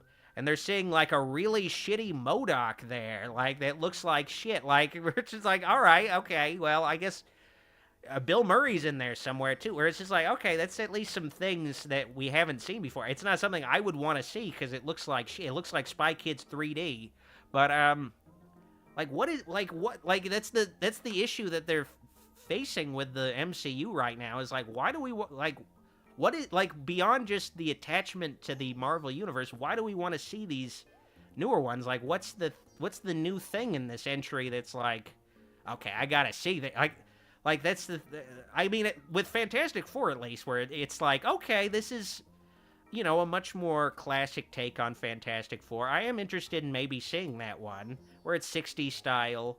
That one does look interesting, where hopefully they'll try to find some, like, other approaches where, okay, alright, I'll see this. Like, it's got, where it's not, also it's just, like, not the typical militaristic approach to the Marvel characters, where they're basically soldiers or secret agents who have no, like, secret identities at all. They're, like, they just, like, go on missions for S.H.I.E.L.D. specifically, where it's just, like, that's just not super appealing. It's so much more cool, like, they're specifically superheroes. They have secret identities, they have interior lives, because it's like the MCU is just so contingent on just the next thing, connecting to the next thing, like putting in Easter eggs and stuff, but there's just not a lot of interesting internal aspects where it's like these are characters with real relatable lives or anything, where it's like, okay, well, Ant-Man doesn't have a secret identity, but he works at Baskin Robbins as a joke or whatever, like, where it's just like, I don't know, it's just, like, there's internal lives will just be treated as jokes, like, it's like, isn't it funny that Ant-Man works at an ice cream parlor, or it's just like, no, just, come on, like, take this shit seriously, come on, for God's sake. But anyway, that was my, MCU rant of the stream. Beavis says, don't think, just consume. I mean, I guess that's a good way to approach media, unfortunately, nowadays. Oh, well. But anyway. Jamie Harrell says, you think that's bad, dude? There's a Cinderella horror movie version, and don't get me wrong, I love a twisted tale of Disney princesses, but not like this. I think there was one recently, but they're also making a Poonaverse Cinderella movie. They're turning all the princesses, they're folding in all the princesses into the Poonaverse, so you're gonna see Winnie the Pooh crossing paths with Killer Cinderella, Killer Snow White, Killer, all those other fucking princesses. They're gonna figure it out. They're gonna figure out how to pack all these shitty things into one shitty thing. Oh well. Mike C says, I really want Jessica Jones to show up in the Cinderella horror movie, or I guess in the current MCU. I have been hearing good things about the new Daredevil season on Disney Plus. Not necessarily. I mean, I might check it out when Andor comes out. I did like Andor season 1 a lot, so I might check out when Andor season 2 comes out. I might check out some Daredevil. I guess season 4 or whatever. I admittedly only watched the first 2 seasons of Daredevil and Defenders. I did not watch the last Netflix season of Daredevil, unfortunately. Kind of checked out a lot on a lot of streaming stuff. The only real streaming show I've been watching is Severance season 2, and I really like season 2. Looking forward to season 3. But I just, I don't do a lot of streaming, admittedly. Or it's just like, I don't know. I feel like an issue with streaming is just this pacing is basically dead, because now they don't have the constraints of, like, a time slot. Now it is like, yeah, you can make an episode of a TV show that's 70 minutes long. Yeah, go ahead, whatever. Like, it's just whatever. And it's just like, I don't know. Like, it's just like they don't cut anything out. They just don't have any, like, discipline with that. They are just like, just put everything in. Like, they just don't give a shit about pacing, and it's just so, it could be such a slog to watch most modern prestige shows where it's like, yeah, this is good, but it's just like, does all of this need to be in here? Or could you maybe cut this up into smaller episodes or something? Like, maybe something 42 minutes long? Or even 22 minutes long, where it's just a little bit more manageable, where it's not, I don't have to awkwardly, well, I'll play the rest of this tomorrow. This is just too damn long. Beavis says, you watch Dr. Wolfula streams, though, right? Yeah, of course. I mean, I watch them anytime I do one of these streams, which is also extremely long. I'm at the, Jesus Christ, I'm nearly 3 hours. Last time I looked at the fucking clock, I was just a little over an hour. How the fuck did that happen? Oh, god damn it. God. How the fuck was I talking about Lilo and Stitch and Winnie the Pooh? Dear Lord, God. But yeah, I'm gonna have to watch this stream afterwards. I gotta make sure I watch all these streams. But yeah, oh dear Lord.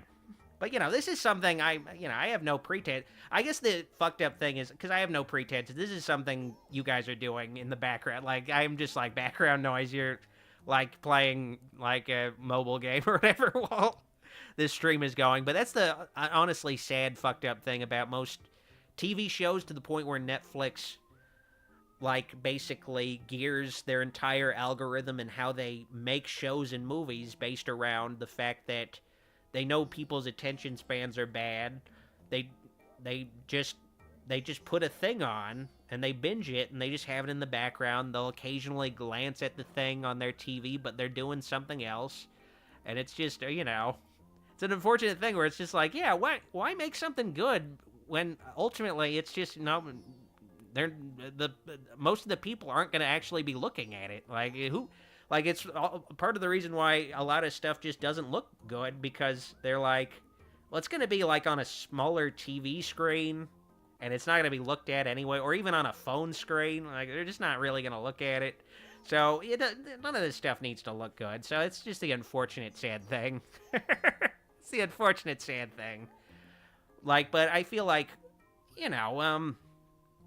the theatrical experience is making a comeback where there's at least this very dedicated niche group of people who are going to the theaters and supporting things, and who are like fucking sick of just like AI generated slop on like streaming platforms like Netflix, where it's just like, just like trying to appease an algorithm where it's like, oh no, yeah, I'll go to the theater and see this weird thing on a big screen and actually look at it and not have like any distractions or anything. Because I watched all of Severance like without any distraction, but a lot of people probably watched that show like looking at their phone. Maybe, who knows? I don't know. Like, it's just it's sad, but whatever.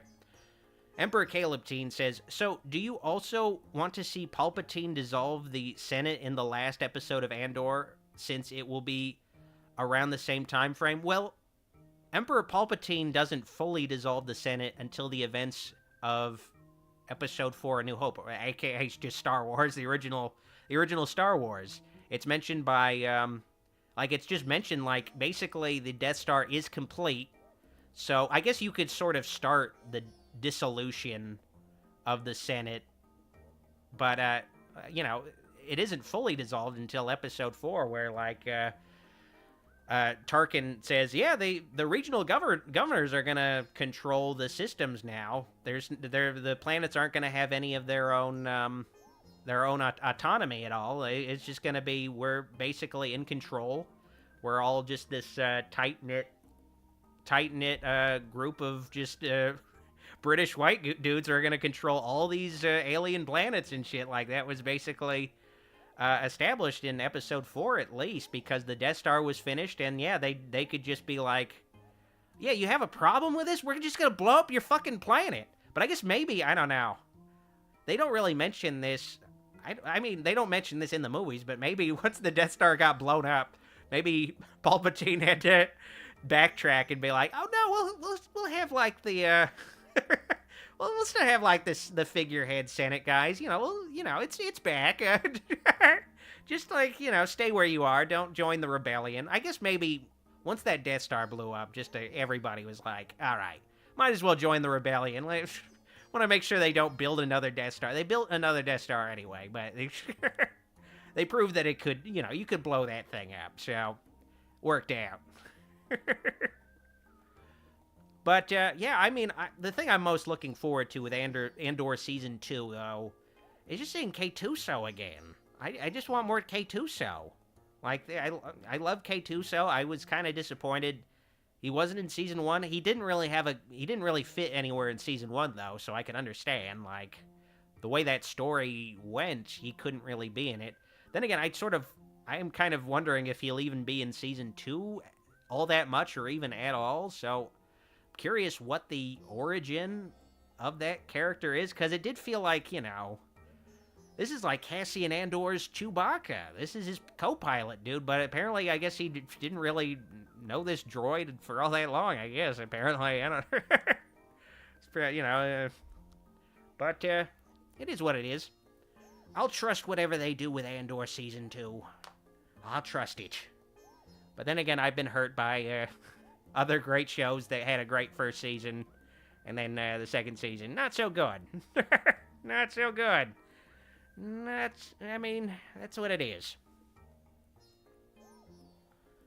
Okay, so Caleb Teen says, yes, but Andor Season 2's last 3 episodes will be in the timeline of Rogue One. They've caught up that much with the original movie, or I guess technically the original movie / Rogue One's timeline?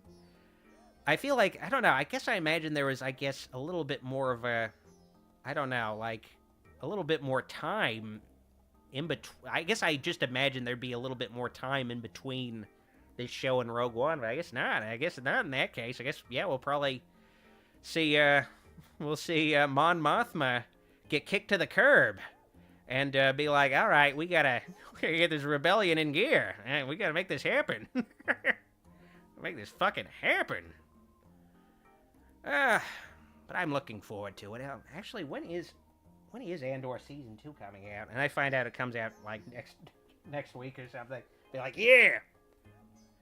Let me see. Okay, let me find out real quick. It's always good when I'm in a stream and I'm like, when does a thing come out? Let me check that. April 22nd? Oh, yeah! Hell yeah, next month! Fuck yeah. Fuck to the yeah. Beavis says, I liked Rogue One. Yeah, it's one of those things where it's just like, the sequel trilogy was overall just a total dud. I thought some things were cool, but just overall, just a total dud. But yeah, Rogue One was great. I liked, Solo is definitely a guilty pleasure of mine, to the point where I'm like, yeah, I'd like to see maybe a Solo show or even an actual movie, but that movie just fucking plummeted at the box office. It did not do well at all. Like, their strategy of, let's follow up one of the most divisive movies of all time, Last Jedi, with like a Han Solo origin film, like just 6 months later. It just did not work out, especially with no marketing campaign until like a month before. Just like, it did not work out for Solo. But I enjoyed Solo. I did enjoy Solo. It did have some questionable creative choices with it, but What Star Wars thing doesn't have questionable creative choices? What Star Wars thing doesn't? I guess, besides Andor. Andor, I guess it just didn't have K2SO. Where the fuck was K2SO? Where is K2SO? Is he safe? Alright. Okay, well, I guess, we're reaching the 3-hour mark. I'm talking about K2SO. I think it's time for me to call it a night. I had a fun time talking about Epic Universe before it officially opens, but I gotta call it a night. I guess I'll wrap things up, though, with some more pre-recorded questions, and then I'm heading out. Maybe one last question after the pre-recorded questions. We'll see how I feel. But on to some pre-recorded questions. Nicole L. asked, Doc, though it does not fit into your video-making genre, if a company like Factor or Scentbird asked you to promote their product, would you? I think a video of you doing said products would be funny, but you would also get sponsorship. I get a lot of sponsorship offers, but I try to avoid real sponsorships now because I feel that past sponsorships have hurt my reputation and they restrict what I can do with a video. I have to submit a sponsored video for approval and wait for the sponsor to watch the video, and then I have to make changes to a video based on their feedback. It's just a pain in the ass. I could do a funny ad, but sponsors don't want funny ads because it makes it seem like you're making fun of their product, being ironic. They want serious ads that sell their products. They'll trust an actual ad agency if they want a funny ad campaign. Nicola asked, Doc, do you think Saw 11 is going to happen? Rumors are that the studio is the one causing delays. Also, Tobin Bell and the key cast are not getting any younger. Saw 11 will definitely happen in some form, but it might not go forward as they initially planned. The text on that question was completely wrong. Fuck! Surrounding the Saw series is at Lionsgate, but it seems contentious. It seems like there have been a lot of differing views within the studio on how Saw needs to move forward.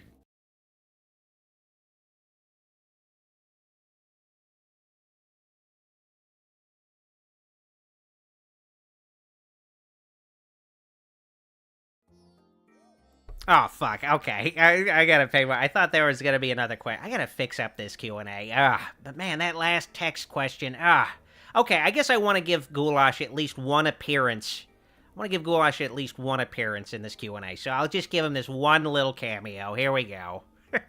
Pre-recorded question from Goulash before he died. Nicole asks, Goulash, are you gonna keep sliding into my DMs? Doc got pretty mad about that. I'm probably going to still slide in your DMs. Allison McCarthy asked, what are your most anticipated horror movies for 2025? 28 years later, and Guillermo del Toro's Frankenstein seem interesting, but this isn't a year of horror movies that really have me hyped up like in 2024, but it could be a year of horror movies that surprise me like 2024. Farley asked, Doc, Team Edward, Team Jacob, or to hell with Twilight and its lore bastardization? I mean, look at Taylor Lautner's filmography after Twilight. A whole lot of nothing. Plus, he's just another one of the many losers Taylor Swift dumped. Robert Pattinson is a Batman, for God's sake. So I'm gonna have to go Team Jacob. Farley McFarley asked. Alright, enough of that. Let's finally finish up the stream, but I think I saw one question I want to end things off with. Donovan Rose asked, Next Generation or Dream Child? Now, I'm going to assume by Next Generation, you mean Texas Chainsaw Massacre, The Next Generation. I guess maybe between those two, Dream Child is technically a better movie, but part of me, some dark, disturbed part of me might want to go watch Texas Chainsaw Massacre, The Next Generation more.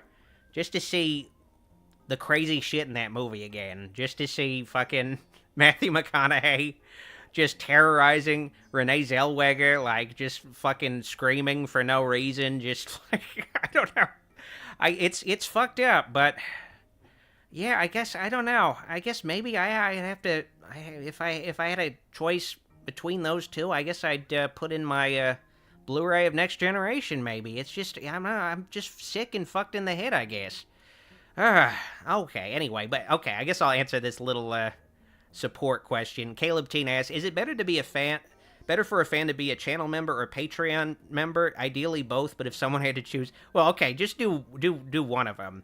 The benefit with being a YouTube channel member is your name gets highlighted, and you get like a little W by your name, and the longer you're a channel member, your name changes colors. So you get highlighted in, like, the comments and the chat, so there's that. But the issue with, I guess, the channel membership, which I don't necessarily recommend it as much, is just because there's not as much of, like, a communication system in place like Patreon, where there's just so many integrations with Patreon, like automatic Discord membership. I can send messages, automated messages to, like, huge amounts of patrons at once. So there's that, and you can also message me directly, which is not really a thing on YouTube at all.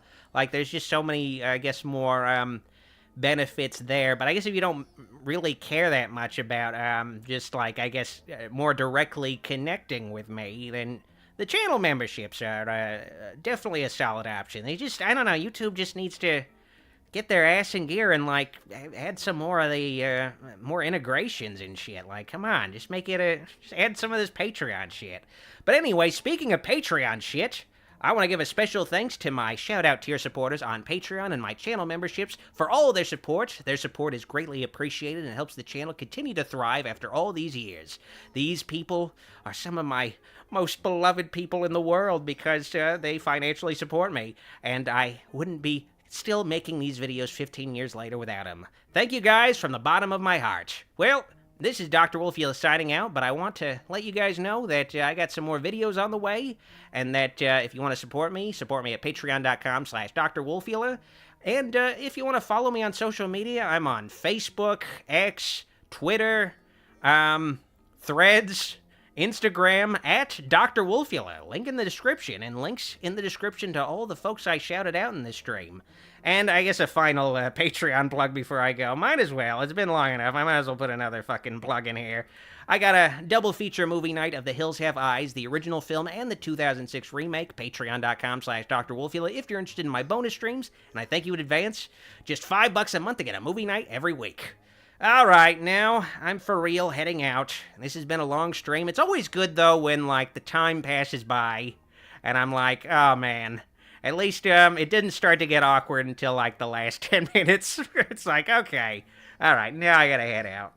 But I did have a great time talking about Epic Universe and chatting with you folks. Good night, pleasant screams. Dr. Wolfula signing out. Okay, wait, I got a last minute super chat from KSE Zombie 13. Thank you for the super chat. Thoughts on the Dark Stalker video game? It's neat. Is that the one is that the fighting game that has like the cat chick that shows her ass? Let me see here. Might as well get this to the full 3-hour mark. Okay, I'm seeing Darkstalkers. Oh yeah, it's got that Felicia chick. Yeah, I'd always play as her just so I could see her ass, because she'll do those like back kicks and you can see her ass. And I know she's, I guess, maybe wearing a thong, but anytime I play the game, I'd be like, no, like, that's her bare ass. So yeah, I definitely appreciated playing that game. Definitely. At least playing that character. Anyway, bye-bye. Pleasant screams. Thanks again for watching my latest live stream. Why not give me a subscribe and follow me on social media too? And while you're still here, why not watch another one of my videos too?